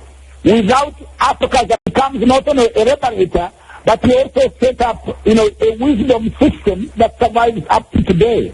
Without Africa's ability to grow food and store grain, without this region's ability to grow food and store grain, we would not be anywhere. That is why you've had other parts of Africa have expanded, but you have not had Uganda or Tanzania or Kenya or Eastern Kenya suffering from famine, because farming and agriculture was one of the main stations of Nyabingi. She spread seeds. She had thousands and thousands of seeds and educated people to keep seedlings, to keep your own seedlings in your house. At the time when I was born, I am about 45 now, but when I was born, every home you'd go to, in the sitting room, where there would be seedlings for grain, millet, sorghum, maize, tomatoes, they would be kept. And that was right from the period of Nyabingi, because Nyabingi demanded that all her followers must keep seedlings so that they don't miss seasons in planting. And also introduced irrigation using calabashes, which is, actually the first station of Nyabingi was water, to use water to irrigate. Some of the things that other parts of Africa don't do, but which was really the canal system and the irrigation, which is still the farming method that they use in Uganda and Tanzania. These were the systems that Nyabingi introduced. Mm-hmm. All right. Here in Jamaica, and I mentioned this before, Nyabingi has come to mean death to black and white oppressors. And I want to talk about that aspect of Nyabingi a bit, because I think this is where we get into the resistance to colonialism. So we're talking about Nyabingi as a resistance movement, but also as a provider, as a unifier, as a mother, yes. As a grandmother. So, yes. so a complex figure is this woman, Empress Nyabingi, Queen Nyabingi, the goddess Nyabingi. But there's also that aspect of her, which in the literature we talk about the avenger, the one who will not take from any other race oppression. Talk to us about how that manifested. Yes, go ahead. Yes, what I'm saying is, if you look at the nature of African resistance now, it is pathetic. We have been totally, we come from this great tradition of men and women who have given us almost every blueprint that we need to be free, but we are not. And the reason is, if you are talking about Nyabingi as this liberator, death to our enemies, yes, but how are you going to kill the enemy? Even if you are going to kill the enemy, you are not just going to kill them with, with words. You can shout death to your enemies, down with oppression, but it won't come down. Somebody has to bring it down. And that person who brings it down must build a system that brings it down. That system can be an economic system. That system can be, a political system, but it will need an economic arm. Most of African, Pan-Africanists and most of, African organizations like Nyabingi, like the 12 tribes, Pan-African movements all over the world, they lack the economic arm. They lack land for a start. Most of these liberators don't even want land. Which land is what Nyabingi was about. It was about bringing a lot of land under your influence. And this is about economic system. I think this is a brilliant point that you're making, that ancient Nyabingi, Nyabingi herself, that was about land, was about bringing a lot of land under her system and under her control. Now, this is very important, because you're pointing us now to the economics of liberation, the economics of resistance, and the importance of land to the Nyabingi movement, to the Nyabingi culture, to Nyabingi worship. If you are an organization and you have no land, you don't exist. That's simple. You have no land, no liberation. No land. All liberations are based on land. All revolutions are based on land. All philosophies are based on land. If you have a philosophy, that philosophy must take hold on a land. You must go to a certain address in a certain village, in a certain county, in a certain empire, and say, this is the philosophy of this particular land that people use to exist. Survival is based on land, and that is the thing. Even here, the followers of Nyabingi, even those now who demonize Nyabingi as, being anti-Christian, because Christianity has taken a hold here, they still follow what Nyabingi introduced. everybody, even if you go and study and live in the city, you must go to your home village, you must have some land, you must grow food there, you must put a small farm with cows, you must store some grain, have a granary.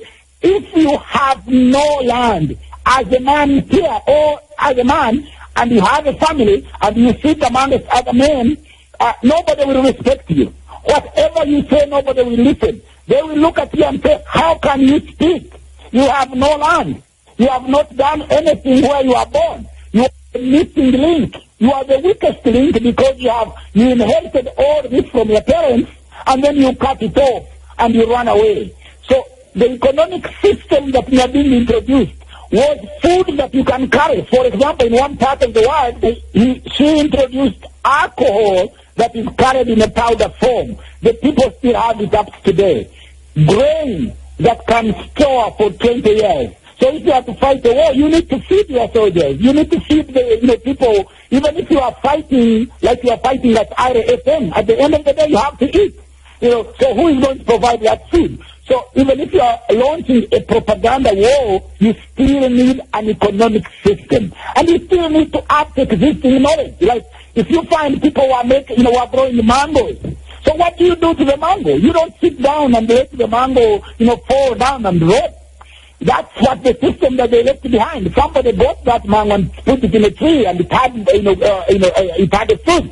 So your job now is to get this fruit and turn it into wine, and turn it into juice, and turn it into a food, and turn it into jam, so that when other people are struggling in another part of the world for your own liberation, they have food to eat that comes from Jamaica or that comes from Uganda. My brother, Dr. Nkuba, please hold the line. Do not go. We have to take a quick break.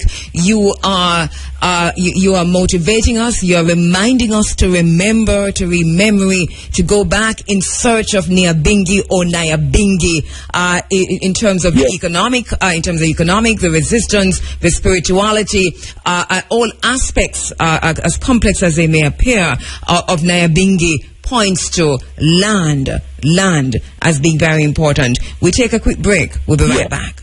3 minutes now after 8 o'clock. You're inside of the Africa Forum, Running African. We're live to Uganda, where we're speaking with Dr. Kheru Nkuba. Dr. Nkuba himself, a historian, a Pan-African, and also a media mogul in Uganda, as a matter of fact, in the Great Lakes region of the continent of Africa, where he owns and operates TV Africa, which is seen all across that region.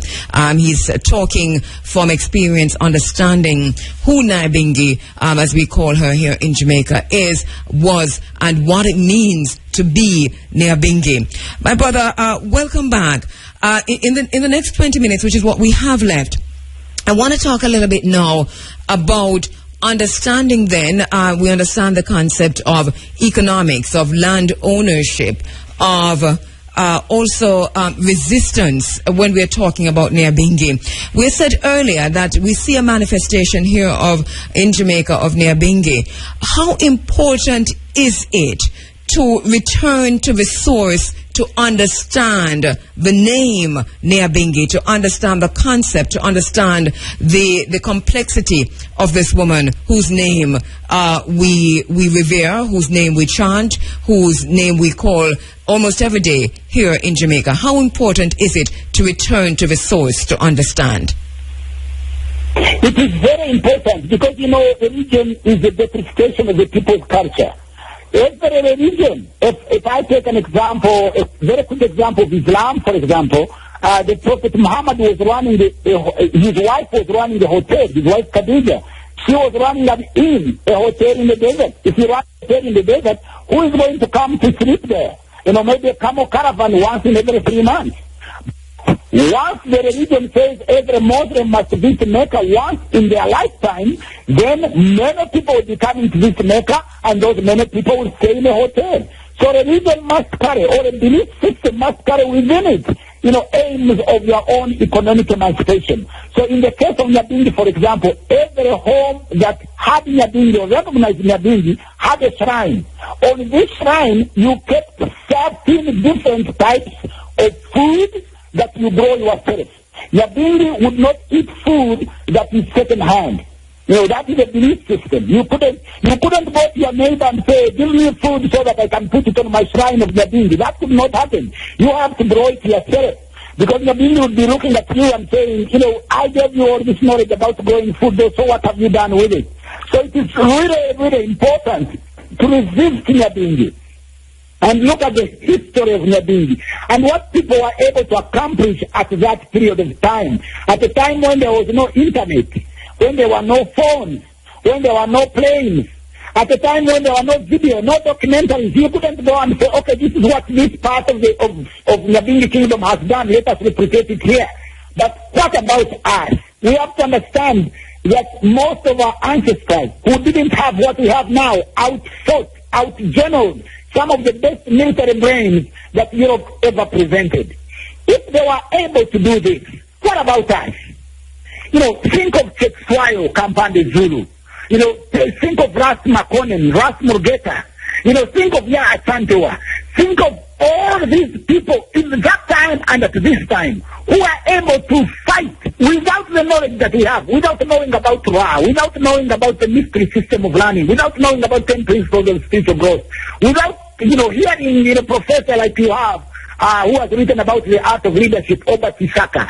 These were men and women that were brought up without what we have, but they outfought, outgeneraled, outmaneuvered some of the best military brains from Assyria, from Europe, and from other parts of the world. They were able to build empires. They were able to set up economic systems that we still speak about and still practice today. So, what are we then? What kind of men and what kind of women are we if we can't pick on this example and say, you did that then, let us show you. We talk about pyramid. You built a pyramid 40 stories high until 1936, the tallest building in the world. But they didn't have a crane. They couldn't go on the internet and read about how a pyramid is put together. So we must be putting together civilization that Beckles' description. Because we've had. And then what has happened is, you find, for example, in this case, if you take an example of an organization like Nyabingi, yes, you know that this is an organization that its root is in East Africa, and we haven't even traveled to East Africa to inquire, to say, how was it done? Because every step backward, if you are going to jump a lake or if you have seen people who jump distances, Jamaica has very good athletes, they go behind. And then from behind they develop a momentum, and then they come and leap great distances. So this is what we need to do. We need to look at what it is that enabled these people, what united them, what inspired them, and what did they leave for us. Because, there's nothing new under the sun except that which has been forgotten. The blueprint, the design was already done. All we have to do is interpret it. And this design is land-based. Forget it if they're talking about liberation and you have no land. And there is still land in Africa. Even in this part of the world, I'm speaking to you now right from the foothills of the mountains of the moon. You could still get an acre of land for something like $200. But the Chinese are coming for this land. The Indians are coming for this land. So don't come after 20 years and start complaining. Why did you let the Chinese in? The Chinese came in because you, the guardian, is not there. Although Nyabingi left you a blueprint for the art of warfare. My brother, you are challenging us, and you have laid down that challenge, even for those of us who call ourselves Pan-Africanists, but even for the wider African community, African-centered, knowing our being African conscious or not. You're pointing us back and forward at the same time. I want to shift gears just a little in the last few minutes that we have, because one of the issues, and I would be remiss not to talk about this, here we're talking about ancient Nyabingi, talking about the Nyabingi movement, the organization that remains, even though it was driven on the ground by the British, and at one point so many Nyabingis were actually killed in Uganda, and driven underground by the British as they fought against a movement, an organization, a belief, a faith that would not stand up to, that would not allow oppression. I want to talk about woman and Nyabingi. Yes. As Nyabingi is carried to Jamaica, there seems to be, interestingly, and I know that I'm going to get some backlash from this, but a kind of oppression of woman within the Nyabingi movement here in Jamaica. And I want to talk about that because it seems that there is a disconnect between Nyabingi and woman. So let's talk, Nyabingi being a woman herself, the movement, the manifestation here in Jamaica, led mainly by men, and I remember myself going into Nyabingi, which was the event itself now, and was chanted out literally, called a Jezebel and so on, from out of the tabernacle. Talk to us about that. Woman in Nyabingi. It sounds like a contradiction of sort, but let's talk about that. Priests and priestesses. Well. Sister, I'm going to talk about it, but before I answer, you have to promise me that you will give me another opportunity to talk particularly about that chapter, because I lived in England and I was involved with black organizations, and I saw the total disconnect between men and women. You know, the division that exists amongst black people now, especially those who call themselves educated, is the position of woman. In Africa, if you are a woman, if a man went to marry a woman, the man had to prove one that is a man and one that is a wealthy man, and that he has made enough wealth and can afford even to give some. I'm talking about bride wealth. You would go and say, I come as a supplicant to this home to take your pain and make it mine, to be a servant, if I will, if only you give me the hand of this woman in marriage. So in Africa, a woman, the womb of the man, was recognized as the most powerful symbol of African family. The women really ran the family because these were matriarchal systems. So most of the history, if a woman says, if women get together and say, this person can't be a king, he would not be a king. If they said, we have to move from this area to that area and locate the head of this kingdom, that would happen. So there would be nothing. Nyabingi was a woman. Most of the people that fought with her were women. Most of the ideas that were introduced and carried and managed and superintended by women. It was one kingdom, the eternal kingdom of Pupose, where they fought the battle of Nkuba that lasted over 13 years, where men refused Nyabingi. But they refused her not because she was a woman, they refused her because they thought she was such a warrior and she was spreading a lot of war, and they didn't want to subordinate themselves under her. You know, but there is no doubt whatsoever that in ancient times, the rule in Africa was matriarchal system, and the women really had most of the decision, and they put the onus on men. Number one, that you are a provider. Number two, that you are a protector. And number three is that you are a wealthy provider. If you have no wealth, up to now in Africa, no wealth for a woman. No wealth, no marriage. There is no love. The I love you marriage is a Western invention. You can't go and say, I'm going to marry you because I love you. You know, when you give birth to children, you are not going to say, oh, you know, I love my children. The children will want food, the children will want clothes, the children will want protection, and the children will want land. They will want to inherit something from their father. You know, so this is why if you went back to look at Nyabingi and look at how people received Nyabingi, there was never a conflict here in this region where people said they received Nyabingi because it was the women. No, that didn't happen. That is not in the history, that is not in the record. And I promise you that I will, as you asked and as you suggested, and I'm waiting on your book also, invite you back to talk about this chapter in your book, Nyabingi and Woman. And I also want, as finally, Dr. Nkuba, to look quickly at the drum in Nyabingi. Obviously, this, I think this does have some kind of a connection right back with the continent of Africa, right back to the Great Lakes region with Uganda, Rwanda, Burundi, Sudan, and so on, Tanzania. Talk to us about that. where did how important is the drum? What is the drum in Nyabingi that it has traveled and carried all the way here in our genetic memory, but practically so here as part of Nyabingi in Jamaica? Indeed, one of the ways I am able to piece together the story of Nyabingi is because of the epic songs that are told in this region on Nyabingi through the drum. We have a song that lasts 7 hours and that talks mainly about some of the things that Nyabingi introduced and some of the things that took place at that time.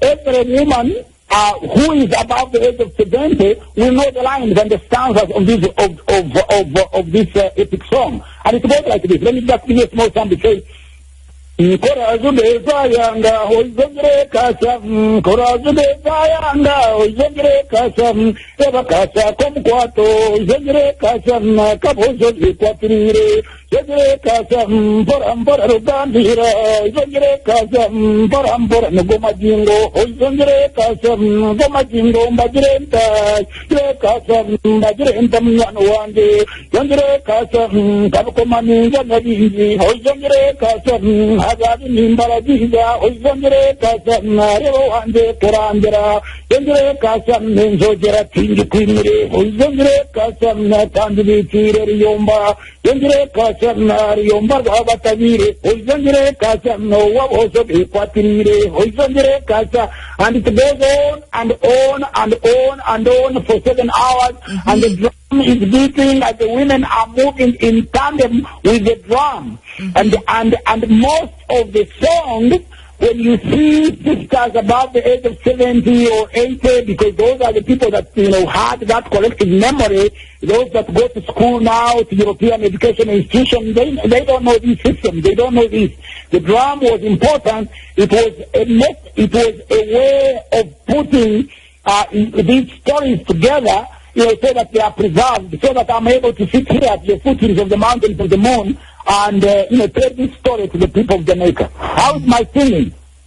Wow, brilliant. I was here dancing to the rhythm. It's Nyabingi. Really love it. Yes, thank you for that. Sister, yes. Yes, and well, we're going to talk many more times, and I know I said finally before, but also the importance of fire in Nyabingi, and we'll come back when we talk next time. We'll come back to a sacred drum and the preservation of a sacred drum. Fire.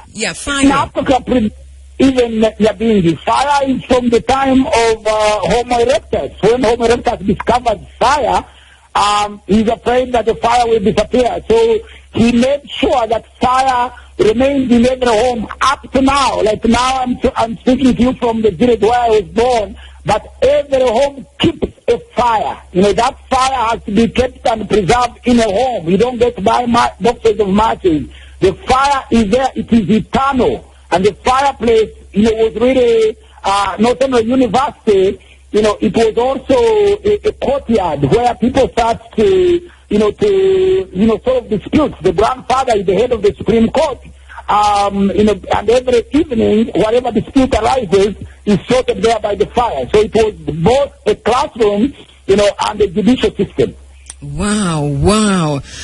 Interesting how we have preserved the rituals and the traditions of one of the most ancient regions on earth, Uganda, and how this is done through the Nyabingi here in Jamaica, and also not just through the Nyabingi, because some of what you have spoken about and even the song you sung is a song that we heard growing up in the foothills of the mountains, in the caves, near the caves in St. Mary. Yes, where the water was so high and so deep that you couldn't see the bottom of it. And we're saying that to say that our people who came from Africa, whether they came in on the ships as enslaved Africans, or they came in long before Columbus, and I feel that a lot of our ancestors were here long before Columbus and were never enslaved, that they maintained elements and aspects and preserved so much of our culture from the heart of Africa, from the beginning of civilization, the place where it all started, that region that stretched from Uganda all the way back to Kemet. Thank you so much, my brother. We are coming to Uganda. We're going to be there. We're in search. We're in search of Nyabingi. here, and you'll be surprised and amazed at what you see and what you discover. I mean, how can Africa be your mother, and you live away from the mother, and you ignore that mother and start reading about your mother from second-hand and third-hand information about people who don't wish your mother well, who have attempted to kill your mother and who killed all your relatives and even stripped you from your mother. Once the door of slavery was kicked open, then we expected all the enslaved to run back home to Africa, not to stay, grumbling and quarreling in the little island of Jamaica. My brother, thank you so much. You have renewed my spirit and my energies this morning. Thank you so much. Thank you, my brother. Thank you.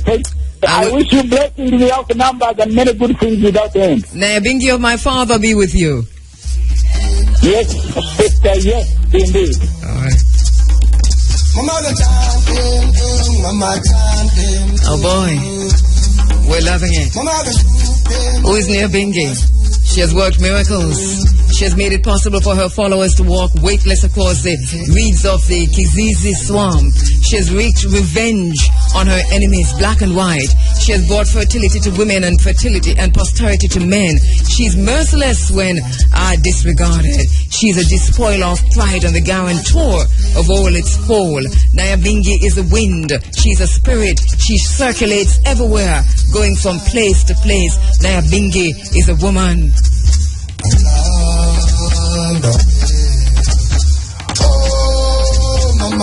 Who is Nyabingi? She has a special dominion over the entire mother world, over the entire netherworld, where she has a special role. Nyabingi. She's a benevolent protector of man among a community of supernatural authorities who exercise their influence in a fickle and autocratic manner. A special forte is to oppose usurpers and misusers of authority. Who is Nyabingi? Nyabingi is an agent of political liberation. So we invite the spirit of Nyabingi. She's a people's champion in a history of troubled times. Nyabingi. Primarily a vehicle through which supplicants oppose an established order. Nyabingi.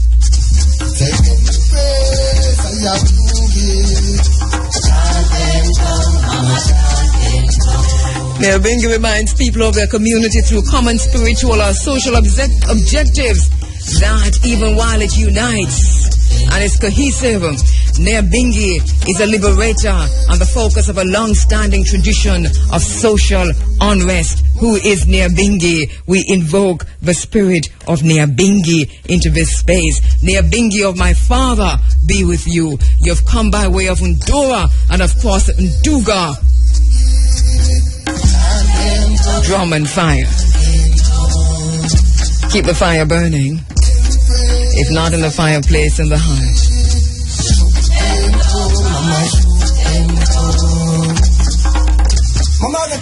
We have some more work to do. We have some more work to do. We must go in search of ourselves, and when we find ourselves, we must be ourselves. We can't afford to forget. We can't afford to become complacent. Understanding. Nyabingi is a perpetual counterculture within a less than perfect society. Nyabingi is a liberator.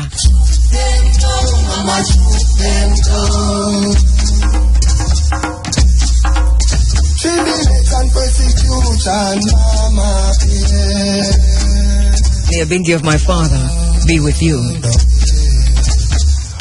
And in the words of Hannibal, we have come this long and thus far, and the elephants that brought us have since died. In front of us are the governments, Jamaican otherwise, that want both our sword and our blood. It is such a critical struggle, for if we lose, we are lost forever. We will find a way, or we will make one, in the vein of Nyabingi. want to say thanks to another Nyabingi on the ground here in Jamaica, Queen Nana, one of our Queen Mothers, Nana Esaboa, who put in my hand almost a year ago. Sister Minnie put this book in my hand. She says, read it. It's called Nyabingi, the Social History of an African Divinity. And I completed the book just this week. Yes, nothing before the time. So we completed this book just this week, and I've read many, many, many more since then. Yes, on Nyabingi, the ancient goddess. Finding myself in the middle of it all. So we're going to Uganda in search of Nyabingi, in search of who we were, in search of who we are. Listen up, top draw dollars, pick 2, pick 3, pick 4, cash pot, early bird draws are coming up at 8:30. It's 26 after 8 o'clock. Thank you, my brother Profile, for doing this one. Thank you so much for taking it from the top again. Empress, Nyabingi. I say Empress, Nyabingi. Empress, Nyabingi. Do you understand why we can't leave the issue of pinnacle hanging? Nyabingi, do you understand why you can't leave the issue of pinnacle hanging? Do you understand that Nyabingi is a uniting force? Uniting force. Do you understand that Queen Nyabingi was a unifier? Do you understand that now? Bringing everybody under one roof. Do you understand why we can't leave pinnacle hanging? Why we can't leave coral gardens hanging? Why we can't talk about squatting? Do you understand? Because Nyabingi is about land.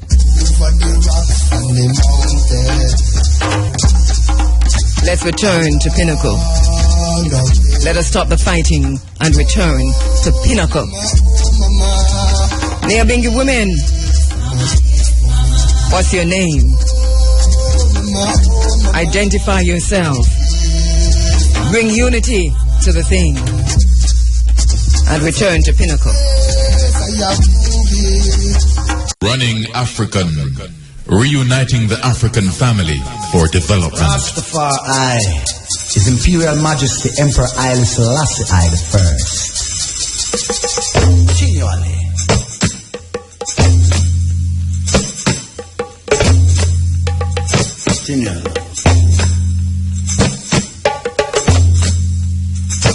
I and I praise him, praise him, praise him.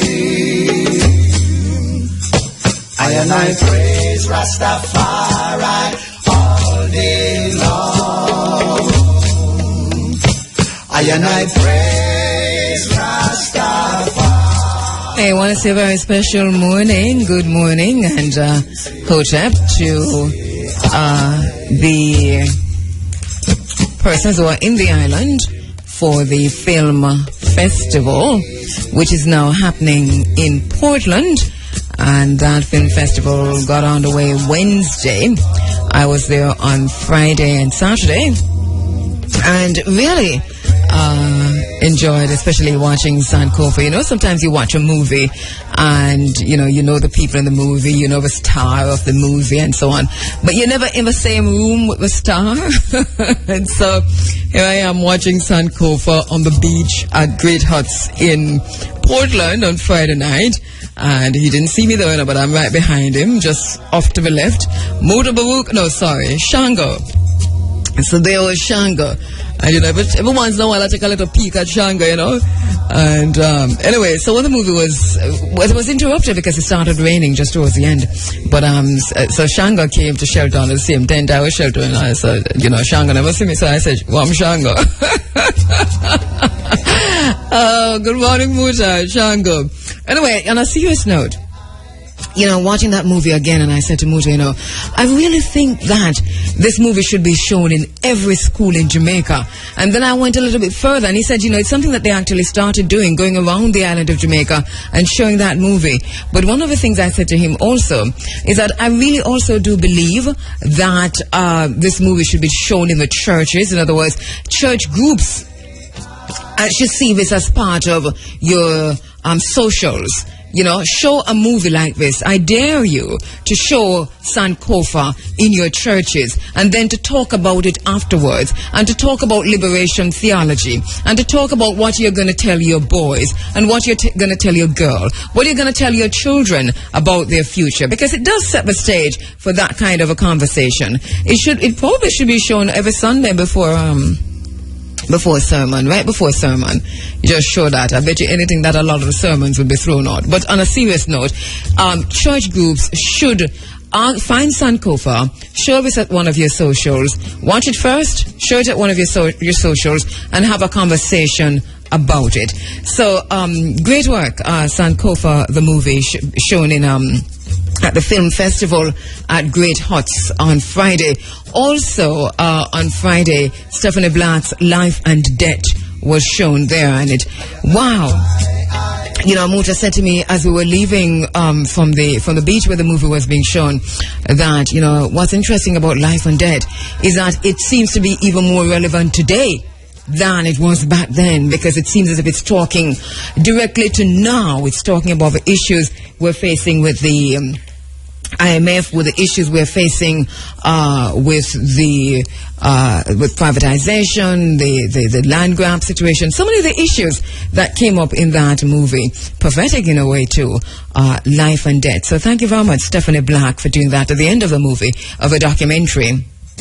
Stephanie Black actually answered question, and an interesting question that she was asked is, how does she get such frank interviews from the IMF representatives? And she pointed out that they had answered the questions up front, and then she was not necessarily confrontational, that she asked the questions and that they answered. But she also pointed to the extent to which she was being monitored when she was asking those questions, that, that behind a glass cage. It reminded me when she was describing it of when you're going through Miami Customs and that everybody watching you through the glass, you just not see them.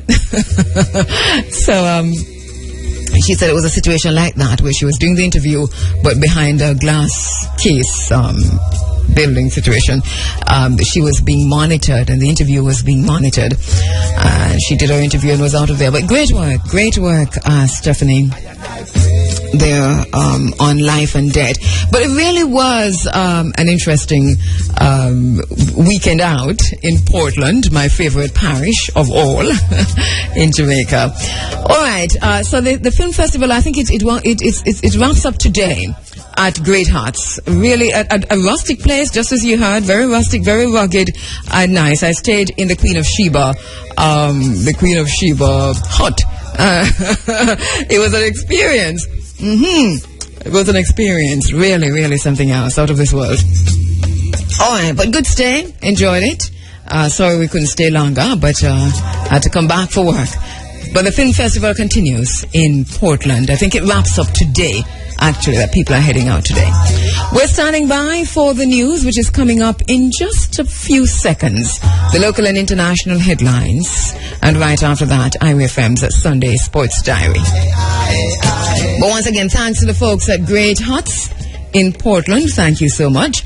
With Cinema Paradise at Great Huts. It ran from the August 27, going to be wrapping up today. And some of the films that they showed there: Smile Orange, One People, One Love, How Do They Come, Life and Death, Sankofa, Better Must Come, Get a Life, Ching Pao, Ring the Alarm are some of the films that are being shown.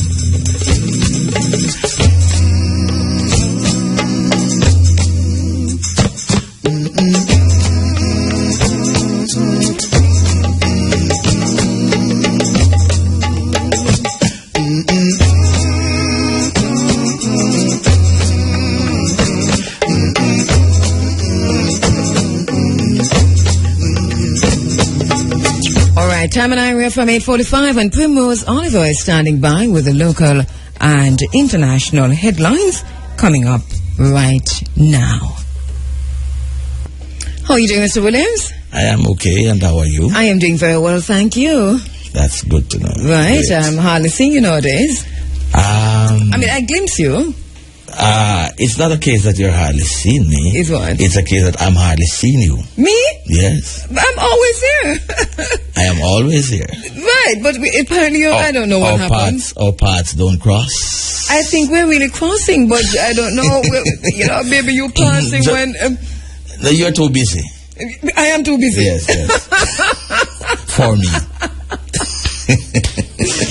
That's an interesting thing. All I can get is a wave. Yeah, that's very interesting because our listeners should know that our office is very close, almost adjoining. Not no, quite, if I speak too loud, you hear. True. Right. so and you hear me all the time. True. But right. Because I disturb you all the time, I must admit. Exactly. You admit. No, you admit. But all I get nowadays is a wave. Right. This is what I'm getting from you. I'm just waving back. I'm just saying, my thing is just hello back. Yeah, but if I try to get into your office, I have to make like 6-7 attempts before I've never seen I can be accommodated. Let me ask that question. Why can I just take up the phone and call me? Because it rings without an answer because you're in another call. You're wicked. Anyway, I'm very happy to see you today. Let me say, I'm happy to see you today. Mm-hmm. I haven't seen you like face to face for quite a while. When I was leaving on Friday, you tried to get me involved in mix up. So, I really wanted to speak with you. I told you not to call my name in your mouth. But you were, as usual, too busy. I said, do not call my name, Robert. You hear me say? I said, don't call my name. I tried to interact with you on Thursday. No, it wasn't Thursday. No, it was Wednesday. Wednesday? Right. But you were too busy again. So that is the procedure nowadays. Yes. But as I said, if I probably make the 7th or the 8th attempt, I'll get your attention. Let me give you an advice. Do what Franklin McKnight does. Mm-hmm. A cup, come with an empty cup. Say you want coffee. But when I try that, like you don't have coffee enough for your office. But when I try that, I plan to use my kettle. So that me have to get up, give you coffee. But when I try that, I'm hurried out of the office. Yeah, me want to because you have coffee over there. You are busy. No, because I go use for your own coffee. Well, I guess I'll have to try that excuse if I want to get your attention. But I'm still very happy to see you. I'm very happy to see you too. Right. Apart from the wave, I'm happy with the wave too because it's better than nothing. It's a shame. Oh, you did that fine. You did that fine. Because no, I know you know. I've been here. You might have just left. I've been here. So where are you going next, by the way? Where I'm going next? Well, if you can assist us me in a tangible way, we would be hoping to go with the Reggae Boys to Japan. Wow! Get out of here! That would need some tangible intervention. What date is that exactly? They play on October 10. Should I ask other people to give a donation? Well, we'll put on pan out. And that's why I say your tangible intervention. No, you mean we must get some little tin pan and wrap it around and send Robert to Japan. It doesn't matter how you get it. To Japan with the Reggae Boys. It doesn't matter how you get What date did you say exactly? They play on the 14th. Of who? Of October. On the 10th of October. Oh, you will come up with that, but you. Listen. So you can just say that you're going to Japan. I thought it was like next week. No, man, you are going to Japan, man. If you could start with $200,000. No, you're going. My mommy tell you that. You will go. Yeah. We'll see how it goes. Yeah, man. You're a very good marketer. You know, it's hard times, so no, not so hard that you can make it. Everybody is having hard times, so people will not donate as readily as usual. Yeah. So what's the budget for Japan? That's what I'm saying. If you started $200,000, that can't. $200,000 are $4. Oh, what dollars? That can't carry you to Japan and back. Not necessarily, but that would put us. I'm not sure what exactly the budget is. But Robert, I know you. I know $200,000 for you is just one phone call. Is that so? Yes, that's how you work. You're giving me credit that I don't deserve. Yes, man. No, man. That is how you get your thing because you're a good marketer. So when you're done with Digicel, hello Digicel. Anyway, I'm not going to give out your secret. But yeah, because those are serious trade secrets. Right, and you're very good at it. Well, let's see how it goes. As a matter of fact, may I come talk to you? And as I said, to help me to get to South Africa, Uganda. As I said, with your intervention, yes, it's basically a done deal. There you exactly, and I'm telling you now. I just intervened. I have just intervened in this whole business. Wow! We can't stop talking about it now. So we have a little over a month. Eh? Because I just intervened on your behalf, but look here. So where's Nick now? He's in Fort Lauderdale. There you go. There you go. Just like that. You know, I saw him. I'm sure I saw him Thursday. Yes. And I come Friday and I look in my office. No, Nick. He was here on Friday. He left on Friday. Yes, that's what I'm saying. So I assumed. Well, at least I knew he was going to Fort Lauderdale. But so that is all covered. I mean. Yes. And Devon came back on Friday. That's what I noticed. To work on Friday. I just heard the sound because, as you know, I said the offices are near. So I heard a voice sounding very similar to the sports director. And when I listened a little bit closely, it was Mr. Hewitt. So where was he exactly again? Trinidad? He was in Trinidad, yes. Yes, and so you're getting ready for Japan. I don't know if you put it that way, but... So have you ever been to Asia? No, I've never been to that section. So me know so you're going up. For the moment to see you mention it, I know you have not yet conquered that part of the world. But we've been there. Evan went there. I know not we. You have not been there. I have not been there. So exactly. But we've been represented there. Evan was there. So how long are you staying? I don't know. It wouldn't be for long. I haven't worked out the logistics yet. You know, somebody else is working on it. So I don't know the fine details as yet. All right, so we won't work it out. But if the match is on the 10th, then it would mean that we'll be leaving on the 11th for home. Of October? Right. So because we don't usually get 2 days and a day after the event. Yes. Stay, you know? I know, and this is why, and the thing about it that I really admire with you gentlemen in sports is that when you travel like this on the job, that you go, for the most part, the day before the event, or as close to the event as possible it takes you. That when you land at the place, you're literally covering the event. You start work. Right. And then you leave. So there's no time for any vacation. Yeah, but you don't do it all the time. There are times when you do, stay back for 2 days. No. Unless it is a case where no flights are available. Also, you say. But I've done it before, and that's not really my cup of tea. Yeah, I know. You were very mad with yourself. Yes. Right, because all the fun had done. Everything is done. You're left there alone, basically. Like Alexander the Great, you've already conquered the match. Why are you doing yours still? Yes, everybody's gone. You're left alone for an entire day. Unless you're in Qatar. Well, you go touring. Right, it depends on where you are, man. And depends on the per diem too, Yes. You can go touring, visiting places. And that I do know. Right. All right. Well, I was the Diamond League. I kind of watched the repeat. Yes, too much. That was earlier this week. Yeah, there's one more left in the series. September this week, September 5, I think it is. And that's it for the season. What's the next thing in terms of athletics? What's happening? Next year. Oh, next year. So yeah, okay. Because that basically brings an end to the season. Yes. So next year you have the World Youth, you have the World Championships, and all those things next year. So we're gearing up for those too. I know. You're gonna be very busy next year, man. Oh well, I'll take it when I get it. What is sad news coming from Duns River in there? That accident. I heard about it shortly after it happened, but I know that they were saying that it wouldn't be possible that there would be no death. So afterwards, I heard that two persons died. But I'm not exactly sure of the exact location. I just know it's on Duns River Road. Right. I was planning to go that side at the time, so I abandoned because I realized that I was told that a lot of traffic Yeah. My husband was caught in the traffic last night. Coming. Where exactly did it happen? Apparently, it is close between Warren River and Duns River. That straight on the straight there?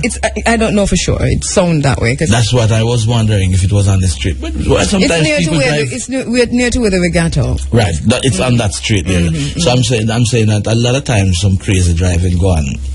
Because everybody trying to use that piece of straight there to get by everybody else, but we don't know what happened in this case. No, we don't know. But obviously, but we've had that problem on that. But when I used to live in that direction way back in the day, there used to be a lot of police used to be there. So they're not there anymore.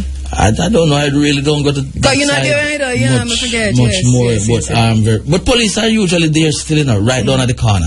At one time, they used to be on the corner up by Duns River, and also at the corner down by Roaring River. So when you think you pass the ones at Duns River, you run right into them at Roaring River. But I guess they're not there as often again. Yeah, because that area, Roaring River, from Roaring River all the way back to Draxall. Remember before the highway? That used to be like an accident area. Yes. We used to have one almost every day in that, right in that. But there are usually police officers on that slope going down towards Miami Bay there. Yes. And they're usually also at the corner, at the foot of the slope there. But as I say, I've not been going to that direction very often, so I don't know if they're still there regularly. But when they are there, at least people slow down a bit. Condolences to the families of those who died last night in that motor vehicle accident. It's really sad. And then you heard now to the Maria Dean case. Now we're hearing that there's some international focus on it because there's an international presence. And there was some demonstrations. Where was it? New York? Or some protests or something like that. I didn't hear about that. Yes, there were some protests overseas. I think it was New York about it. That also helped to bring the international focus on it as well. As well, yeah. Oh, that's what Miguel spoke about. That's last week. Was it last week? I'm not sure. Miguel said he was going to. All right. Robert, do you know Great Huts in Portland? No, what is that? You have not been to Great Huts in Portland? No. It is what it says it is. Great Huts. Oh, so even like Treehouse. As we speak now, probably I shouldn't give away his location, but as we speak now, I think Muta is in the Treehouse. Muta, if you're in the Treehouse, dial my phone. It's like a resort. It is right where the Boston Jerk is, right? Right there. Hold on. Right there. You know that there's a road right beside. On your left. No, the same place. On the same side. There's a little road. It's not paved or anything. It looks like it goes into a community. Right beside Boston Jerk Center. Yeah, right there. Well, you just drive on that road. So that means it goes down to the beach? And you see some bamboo fences. So it looks very ethnic. It goes, there's a cliff there where the huts are perched on the cliff, in the trees and so on. So interesting. It is very interesting. It is all natural. It looks very. It is what it says. Sounds as if you've been there. I stayed in the Queen of Sheba hut. But at first, honestly, I love the place. I really love it. But then I love it and I want to look at it and take pictures because it have that kind of thing where they put in the magazines and so on. Kind of rustic. Right, yes. Just like we're seeing on the magazines. Looks same way and everything. Really beautiful. That must so how long ago that has been there? Apparently from about 2000 or something. Because when I asked Mr. Gordon, he said there were tours there first and then over time them develop until what? But let me say, I'm gonna have a picture for sure. It sounds like a well-kept secret. Google Great Huts and look at it. It's a well-kept secret, I think. And it's Muta who told me about it. And told me also about the film festival because they hadn't contacted us early enough about the film festival. So there was a film festival that they had there. Great Huts Resorts. Yeah, you see the picture? Port Antonio. Look on the click on it, look on the stuff so that you see exactly what I'm talking about. But so it's really beautiful and it's very rustic. Because I had a little difficulty settling in because I'm afraid of lizard. I never see any though. I didn't see any lizard. So the cliff goes right over into the sea. So you can sit over on the cliff looking over into the sea. Yes, or you can walk. And you can climb down as well, it seems. Wow. There's stairs that take you down to the sea, and when you get to the sea, the film festival was actually on the beach. The big So hold on, what I'm seeing here, like you have an upstairs section too. It's not the one place. Maybe it's just one hut that you're looking at. Yeah, one hut. Because that's the stairs going up. That's my hut. That's the one I stayed in. It look like. That's all like my hut. Wow. I swear you're looking at it. The Queen of Sheba hut there. This looks good. It is really nice. So you know, you see any windows? No, I'm not seeing any windows. You see? But I'm looking at another picture here now, with a trail leading to the hut. Or it looks like it's leading to the hut. And there's a little waterway here, like your fishes there and so. Right, yes. But remember, many huts now, not just one. Yeah. Some big huts and them spacious. Okay. They're really nice. Then this one here now looks like a dining room. With yes, you have that too. This is real rustic. Right. You cut the cedar tree and make the table. Yeah, man. Everything is just natural. Everything is just stone, rock, tree.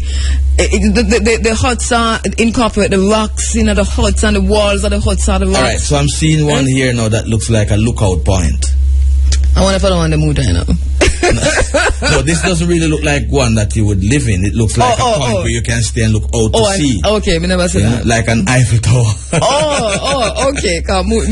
When I say move up on the beach, where I stay, I say, well, I'm not checking this, Come over my place, for my hut. Wow, never get to go move out still, but it looks really good from the pictures. Yes. It's really nice. It's really, really, really nice.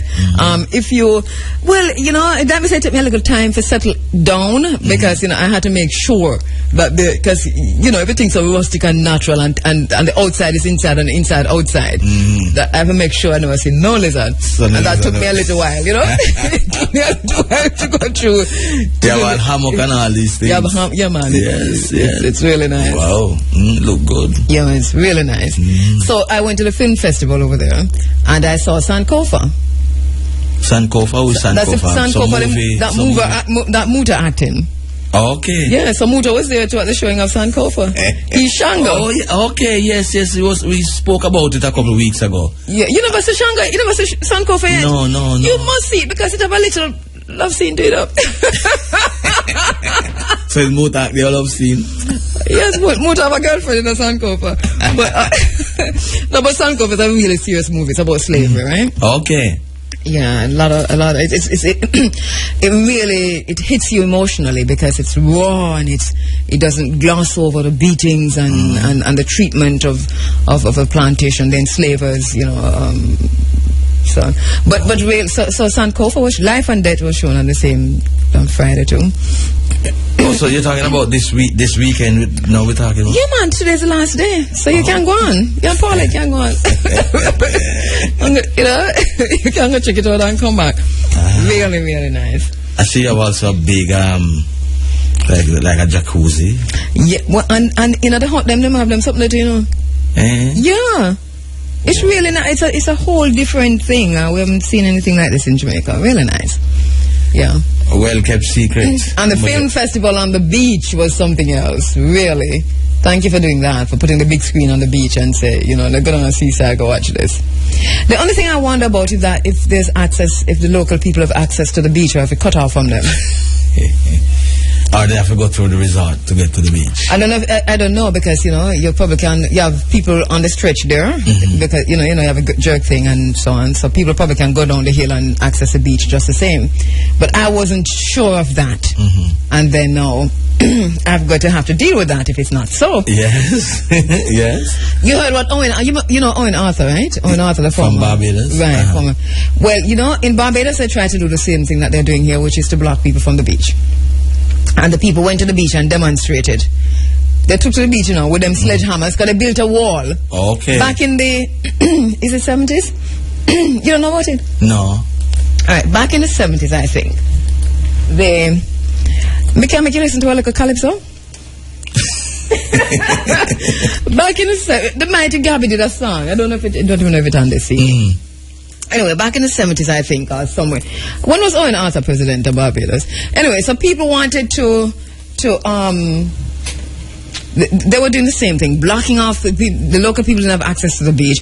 They built a wall, and the people went there to demonstrate with them sledgehammer and everything. And they said they're not leaving until the Prime Minister come. And they were there for a while, and the Prime Minister did turn up. And guess what he turned up with? A sledgehammer? Oh, you know that. You don't lie. You saw it somewhere? No, just guess. So he turned But that's what a good politician would do. But yes. So he turned up with a sledgehammer, and to guess who threw the first blow at the wall? Him say one. Oh, you know, sir. Rise him up there. You dead? Alright, so listen to this. Listen to this. Me know someone not supposed to play it, but listen. I might take Garvey. Listen.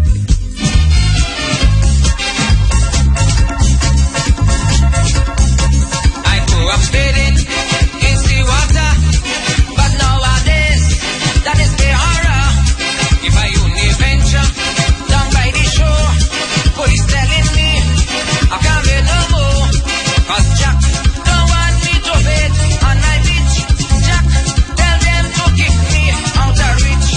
Jack, tell them I will never make a grave. Strength and security, build barricade. That can happen here in this country. I want Jack to know that the beach belongs to me. That can happen here over my dead body. Tell Jack that I say that the beach belongs to me. Look, the beach is mine. I could bathe anytime. The beach is mine. I could bathe anytime. Yeah, tell Jack. Tell Jack the beach belongs to we. Right. So the Barbadians, they dealt with it quite differently to how we're dealing with it here. So what is the situation now with their beach? They don't know in the Barbados have a beach free. Oh. Okay. There's access to all the beaches. We even had a Jamaican here who is into the business who tried to go there and set up in the tourism business and to block off the beach, and the people said no. Oh, okay. No way. No way. And that Jamaican left Barbados. The beach belong to we. Jack, they better know the beach belongs to we. And we call Owen Arthur to knock down that wall. Who's our Owen Arthur in Jamaica? Well, in there? We don't have any baby. Must have dead. We'd have to call on not Jack this time. We'd have to call on Jill. Jill. Tell Sister P, the beach belongs to we. Jill? You know, I think Jack, you see the name Jack in that, I think Jack might have been the Minister of Tourism. You know? Oh. I can double check on that. Oh, at the time when the song was done. Yes. Okay. So that was a mighty Garvey. Barbadians, them deal with them thing different. Yes, we take a little piece more of it. I got paid anyway.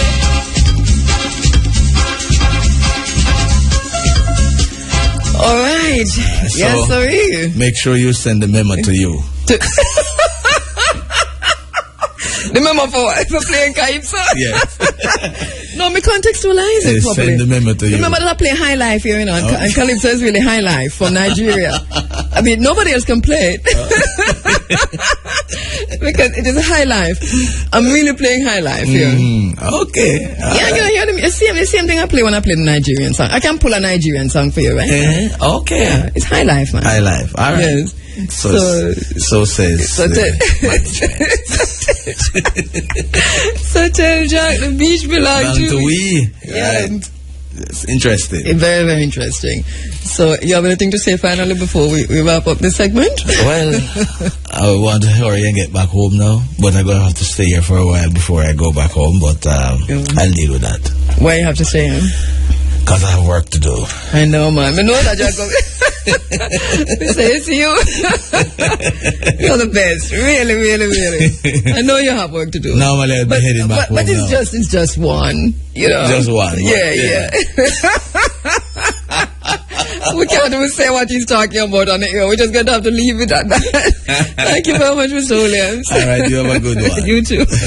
9:20, and of course, that's a different Jack. 20 minutes now after 9 o'clock, you're inside of the Africa Forum, Running African. And we did promise you that we'll be playing for you now a speech, the address delivered by Professor Hilary Beckles, Chairman of the CARICOM Reparations Commission, House of Commons, Parliament of Great Britain, on Thursday, July 16, 2014. So we're going to take that to you right now, thanks to Professor Vereen Shepherd of Talking History Nationwide Radio, who made this available. Thanks, Prof. Madam Chair, the distinguished Member of Parliament for Hackney North and Stoke Newton, Diane Abbott, other distinguished members of the House of Lords and House of Commons, excellencies of the Diplomatic Corps, colleagues at the head table, ladies and gentlemen. I speak this evening in this honourable chamber of the House of Commons as Chairman of the Caribbean Commission on Reparations. My colleagues of the Commission are tasked with the preparation and presentation of the evidentiary basis for a contemporary truth, that the government of Great Britain and other European states that were the beneficiaries of the enrichment from the enslavement of African peoples, the genocide of indigenous communities, and the deceptive breach of contract and trust in respect of Indians and other Asians brought to the plantations under indenture, have a legal case to answer in respect of reparatory justice. The case of genocide in the Caribbean is well known, but it is not only in respect of our decimated native communities. It is also important to recognize the genocidal aspects of African chattel slavery in the Caribbean.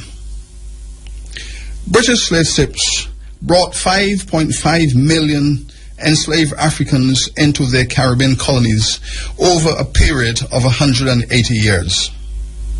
When British slavery was abolished in 1838, there were just 800,000 persons remaining. That is, a retention or survival rate of just 15%. The regime of African enslavement was crafted by policies and attitudes that were clearly genocidal. Jamaica, for example, received 1.5 million Africans. At emancipation, just 300,000 remained. That is 20%.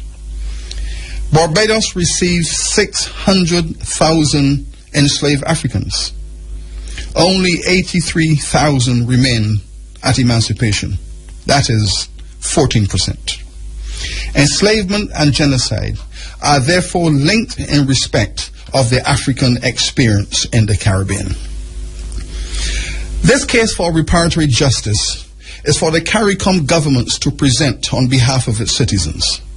I am quite sure, Madam Chair, that when their presentation is made, they will take into consideration the principles of diplomacy and development cooperation for which they have long distinguished themselves. This process of seeking reparatory justice will bring honor and dignity to the people of the Caribbean as well as to the people of Great Britain and Europe. CARICOM governments, like the government of Great Britain, represent nations that are independent and equal. As such, they should proceed on the basis of their legitimate equality, without fear of retribution, in the best interests of humanity and for a better future for us all. I am honored to be asked to speak in this historic Parliament of the people of Great Britain, and for this I thank our distinguished chair, honourable member of this House, Diane Abbott. Like all of you gathered here this evening, I am aware that this Parliament prepared the official political basis of the crimes that defined the colonial past. It is here, in this House, that the evil system of slavery and genocide were established. This House passed laws, framed fiscal policies, and enforced the crimes that have produced harmful legacies and persistent suffering now in need of repair. This House also made emancipation from slavery and independence from colonialism an empowering reality. It is in this House, therefore, we can now imagine that laws for reparatory justice can be conceptualized and implemented. It is in here, in this House of Commons, we believe that the terrible wrongs of the past can be corrected and humanity finally and truthfully liberated from the shame and guilt that have followed these historic crimes. We must believe, Madam Chair, in the corrective power of this Parliament to respond positively to this present challenge, and in the process, free itself from the bondage of its own sins and crimes. Without this belief, our journey here this evening would be lacking integrity and without a doubt a useless exercise.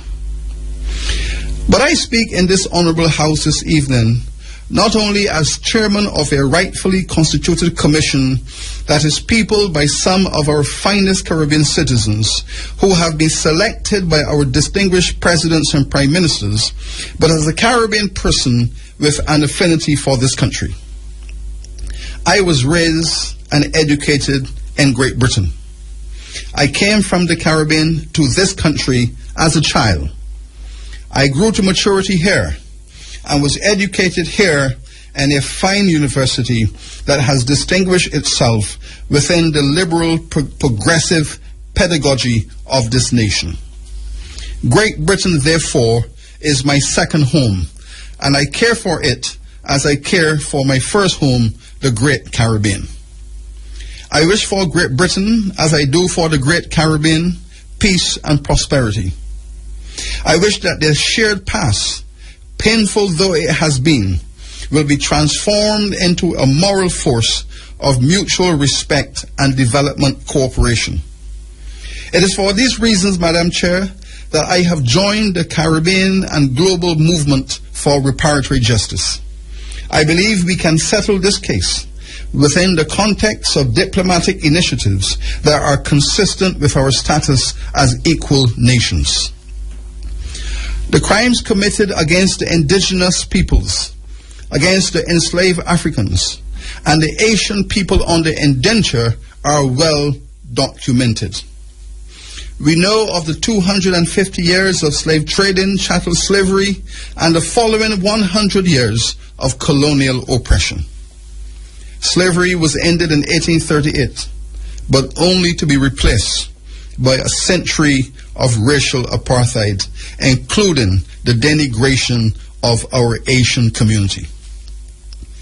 Indigenous genocide, African chattel slavery and genocide, and Asian contract slavery were three acts of a single play, a single process by which the British state forcefully extracted wealth from the Caribbean, resulting in its persistent endemic poverty.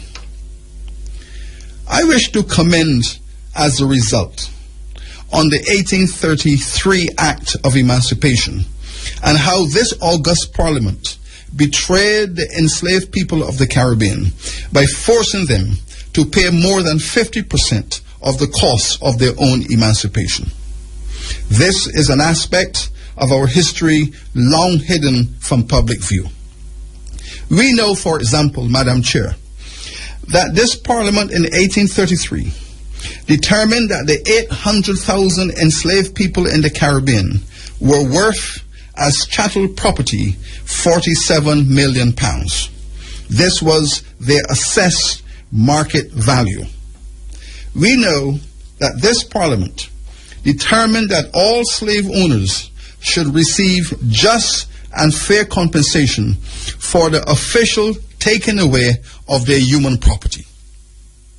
We know that this Parliament provided the sum of £20 million in grants to the slave owners as fair compensation for the loss of their chattel. And we know that this Parliament also determined that the enslaved African people would receive none of this compensation. The argument made in this House was that property cannot receive property compensation. This Parliament, in its Emancipation Act, therefore upheld the law that black people were not human but property. What this Parliament has hid from the world is that it also determined that the remaining £27 million would be paid by the enslaved people to their enslavers by means of a 4-year period of free labor called the apprenticeship. This period of additional free labor by the emancipated represented the enforced extraction of £27 million by the state from the black community of the Caribbean. It was a cruel and shameful method of legislating emancipation by forcing the enslaved to pay more than 50% of the financial costs of their own freedom. The £20 million paid the enslavers by this Parliament was less than the £27 million paid by the enslaved African people to their enslavers as dictated by this Parliament. I wish now to engage the argument of the British government that the slavery and other crimes were legal and that they took place a long time ago and are beyond the borders of adjudication. Allow me, Madam Chair, to breach protocol and to inject myself into the discourse in order to demonstrate how very contemporary and how very current this exploitation of the Caribbean people is and has been. Upstairs this chamber sits the Earl of Harewood. He is an honorable member of the House of Lords. But does Lord Harewood know that my grandfather, after independence in Barbados in 1966, labored on his family's sugar plantations, as did his father and forefathers going back to the days of slavery? Does the goodly Lord know that as a child, I took lunch for my grandfather into the cane fields of their sugar plantations? Lord Harewood, who I have had the pleasure of meeting and dining, go back a long way. My family has been a part of his family from slavery into the present. Take also the very aristocratic and very distinguished Cumberbatch family. This family has now produced the brilliant young actor Benedict Cumberbatch, who I would love to meet one day. Benedict's grandfather owned the estate on which my beloved great-grandmother worked all of her adult life. They enslaved my family on their Cleland plantation in the parish of St. Andrew in Barbados. My great-grandmother, who helped to raise me, and who was also called Mammy, also carried the name Adriana Cumberbatch. The actor and the academic are joined therefore by a common past and present, and maybe common blood. My own case is but one of 10,000 such cases.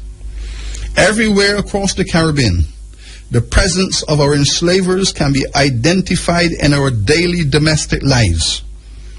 This history is not remote. It was not a long time ago. It is alive. It is now. It is today. And it continues to press upon our daily affairs. And what have our governments and people done in respect of this legacy since we have gained national independence?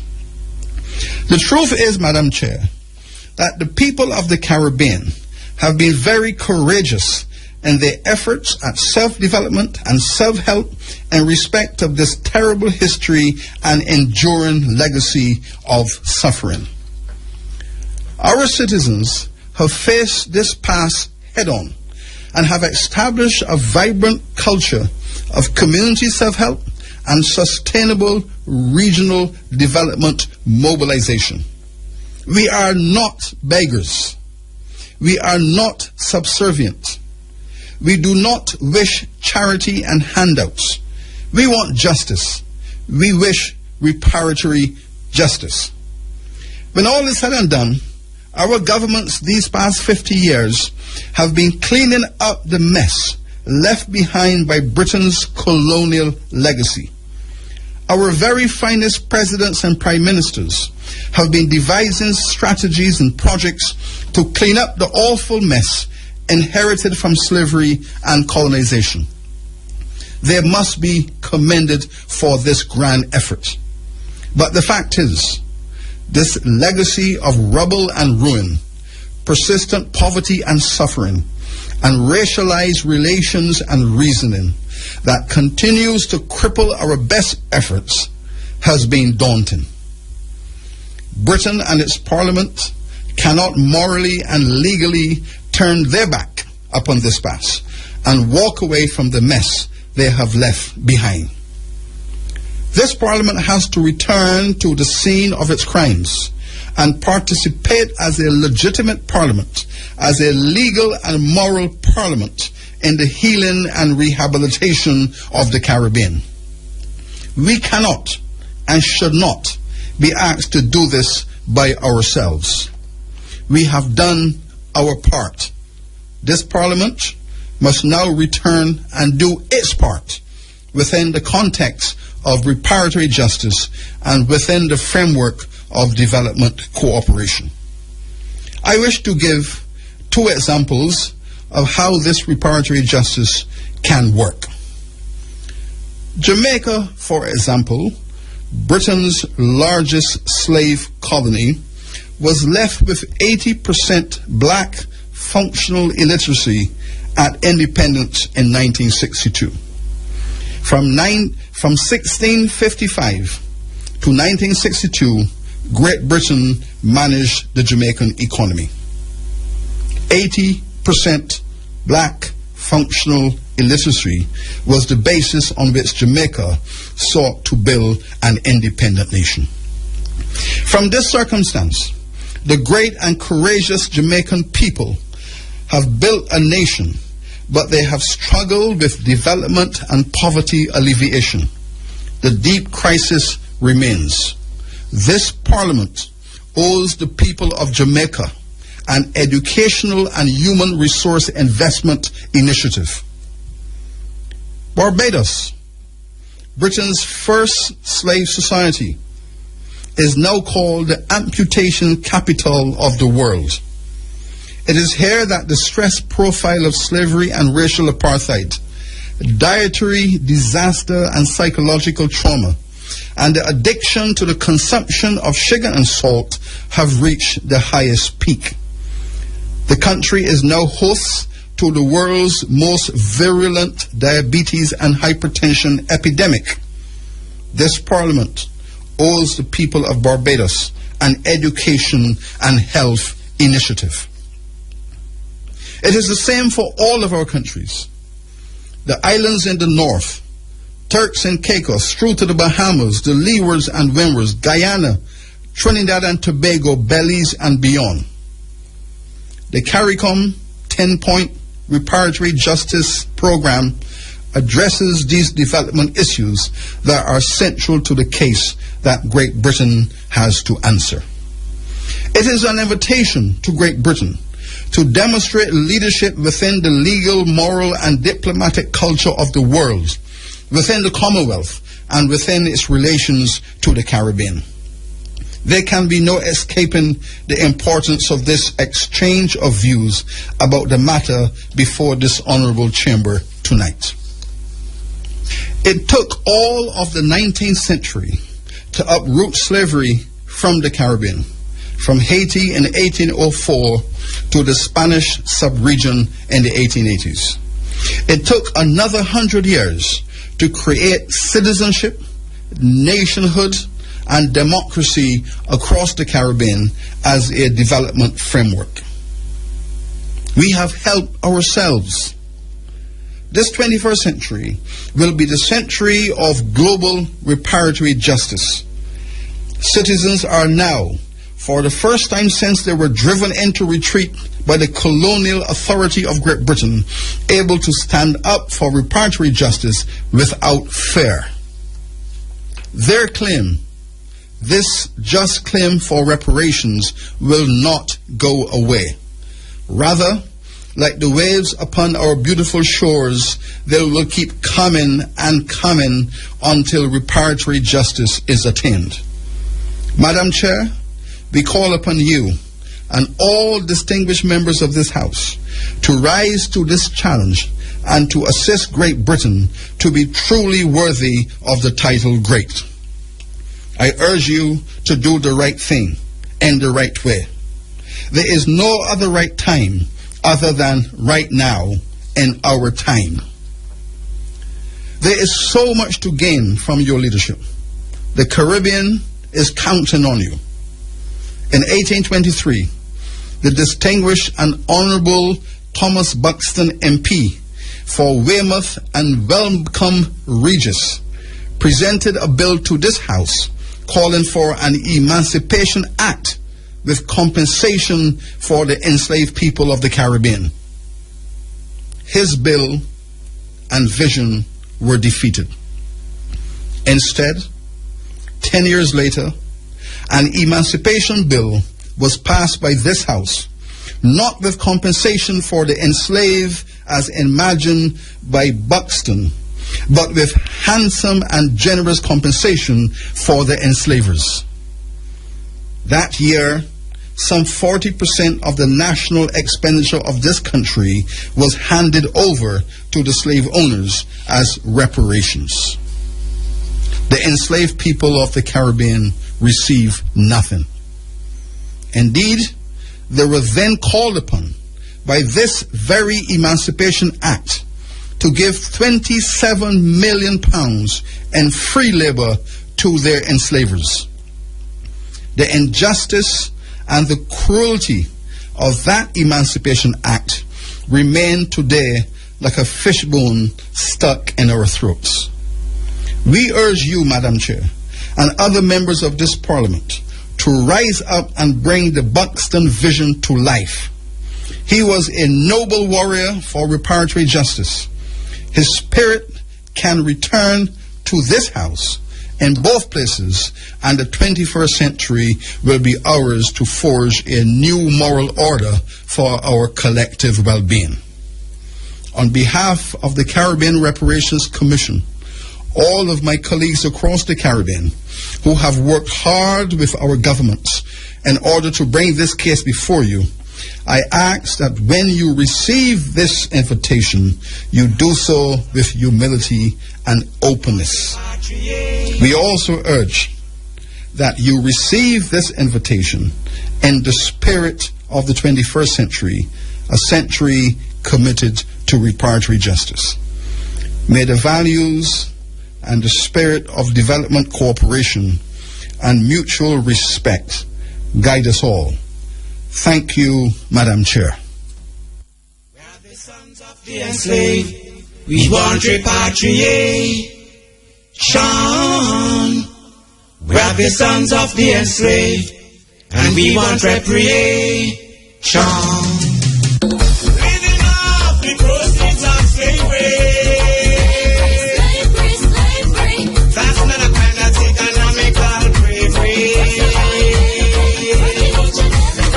Living off the proceeds of slavery.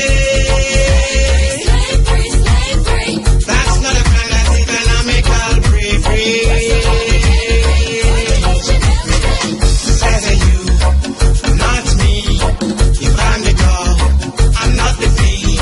This I owe you, or you owe me. You just heard from Professor Hilary Beckles, Chairman of the CARICOM Reparations Commission, speaking at the House of Commons, Parliament of Great Britain, on Thursday, July 16 at 9 p.m. What about the stigma and the scorn you put on me? Damn me for the color that the Father gave to me. Know that there are many questions regarding reparation, but one thing I'm quite sure from this address by Professor Hilary Beckles, that some of what we did not understand, even as short as the address was, that a lot more is now being understood. We're going to continue the conversation on reparations, so keep it locked to this space, ensuring that we're part of the public education on this very, very critical issue at this crucial juncture.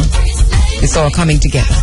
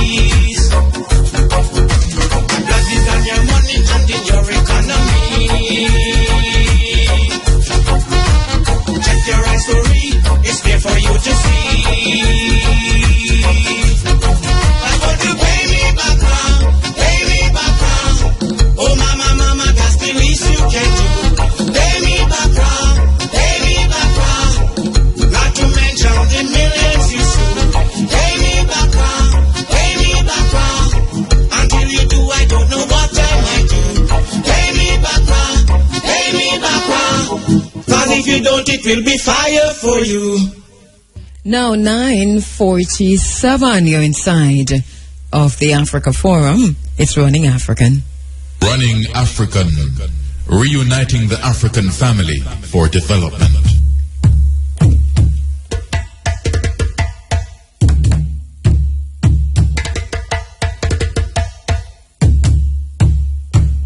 In the beginning, the earth was without form and void. Darkness was upon the face of the deep. The ancestors flew across the waters. Let there be light. Let us make man our image and after our likeness, and there was light. I am a witness. I emerge from the darkness. If you cannot find it within your heart to forgive me, just remember, this is how they made me. Snatch my mother's dress. Some seduce, some surrender, they kill the rest. Now there's this bruise and blood exudes from the lower lip. God, I miss my mother's milk.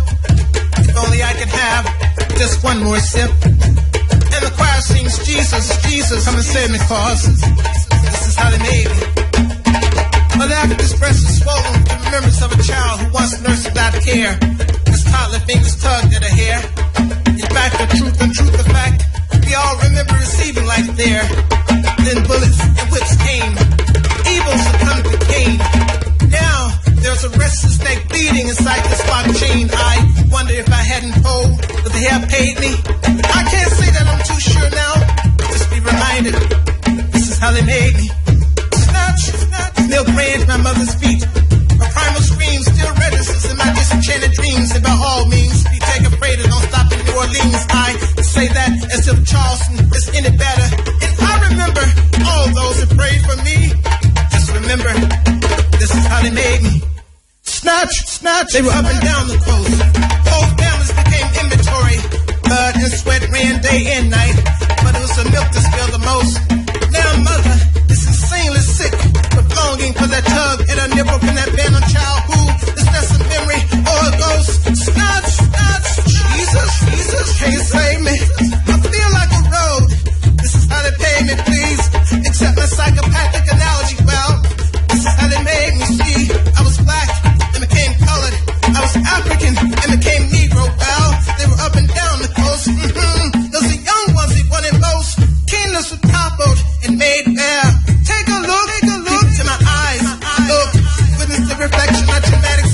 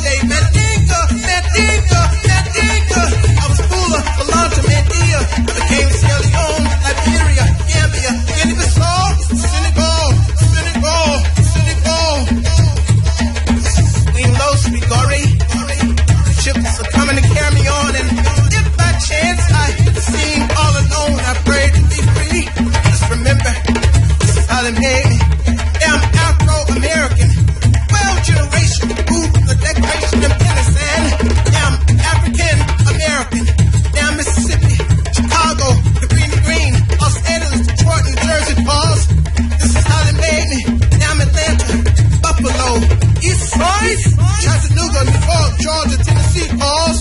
This is how they made me. Yeah, I'm Anacostia, DC.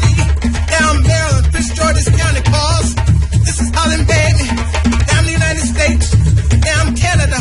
Yeah, I'm Brazilian, Haitian, Dominican, Cuban, Caucasian, Jamaican, North American, South American, Central American. Oh, and it's so very hard to stay free.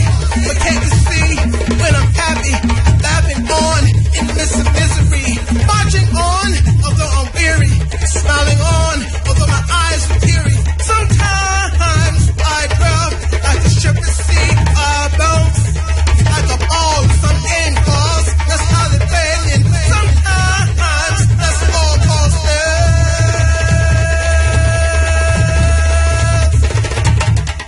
all this how they made.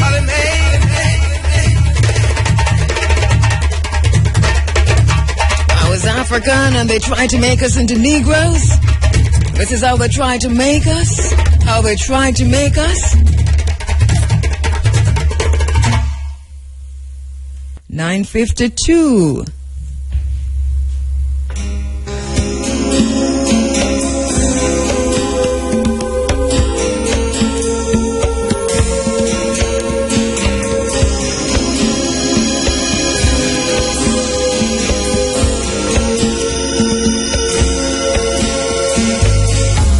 For centuries I've been trapped on this slave ship. My history, culture, and personality locked in its dungeon. Keepers of the dreams, cruel and barbaric. Whips, chains, and castrations are our daily diet. Hey, this is always saying goodbye for today. Just about 8 minutes now to go before 10 o'clock. Eager to realize that we may not see home again, but we're heading home. The women raped, the children starved, and no hope for the old. Ancestors, please help make the people free. Hey, we're gonna say this. Not gonna spend a lot of time on it because we have to come back to this space. Looking back to go forward. Now I speak many tongues, but my own has been chased away. I stand by my research. I have to say this. I know that a lot of you who have signed a petition asking for the Prime Minister to declare the mandate of the Jamaica's representative to the Africa Union, that you have been called and that you feel in your own way threatened. I want you to know that I understand that. And if you feel that you must remove your name from the petition, then that is your prerogative to do. I understand that. At the end of the day, we have to feed and to protect our families. Self-preservation is the key. We can always come forward. In the meantime, at another time, I'll be laying out my research, the 1-year process, investigative process, all the letters that I've written, because I have all of them. I have printed the entire website from which a client list has been removed. My brother, who listens online, has also allowed me to retrieve the client list that was deleted by the administrators of the website to discredit my research. This is a point that I want to make and to leave you with, and that is that my research is solid, the information is solid, and all that I'm with, and that is that my research is solid, the information is solid, and all that I've said have come from them themselves. They can't retract on it. So, just so you know, we know that is not easy to do.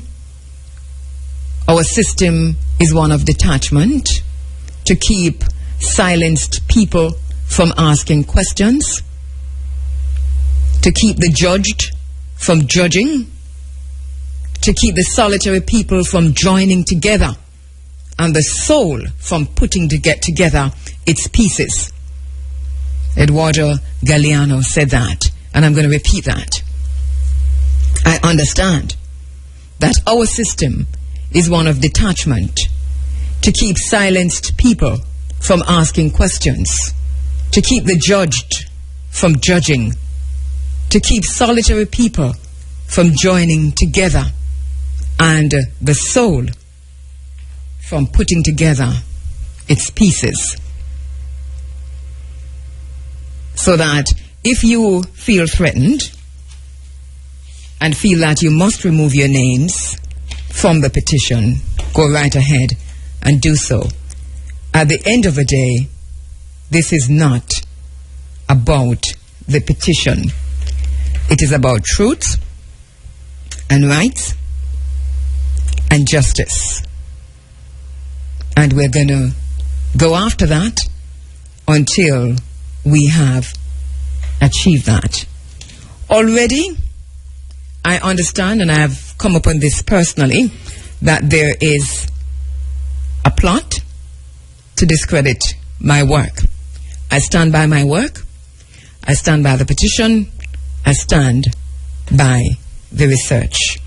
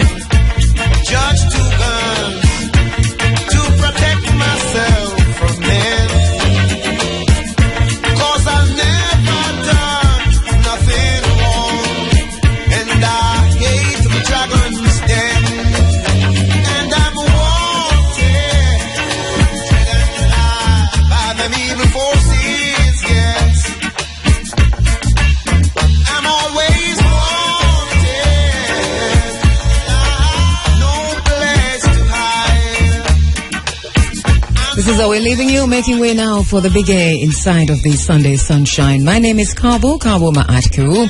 Thank you for listening. Thank you for being part of the program, for tweeting, for making your posts on Facebook, for calling in, for listening on the 107 and on the internet at IRIFM.net. Thank you so much. Thanks to my broadcast assistant and telephone operator this morning, Simone Brown Keys. See you next week, inshallah, God willing. Take care. Walk good.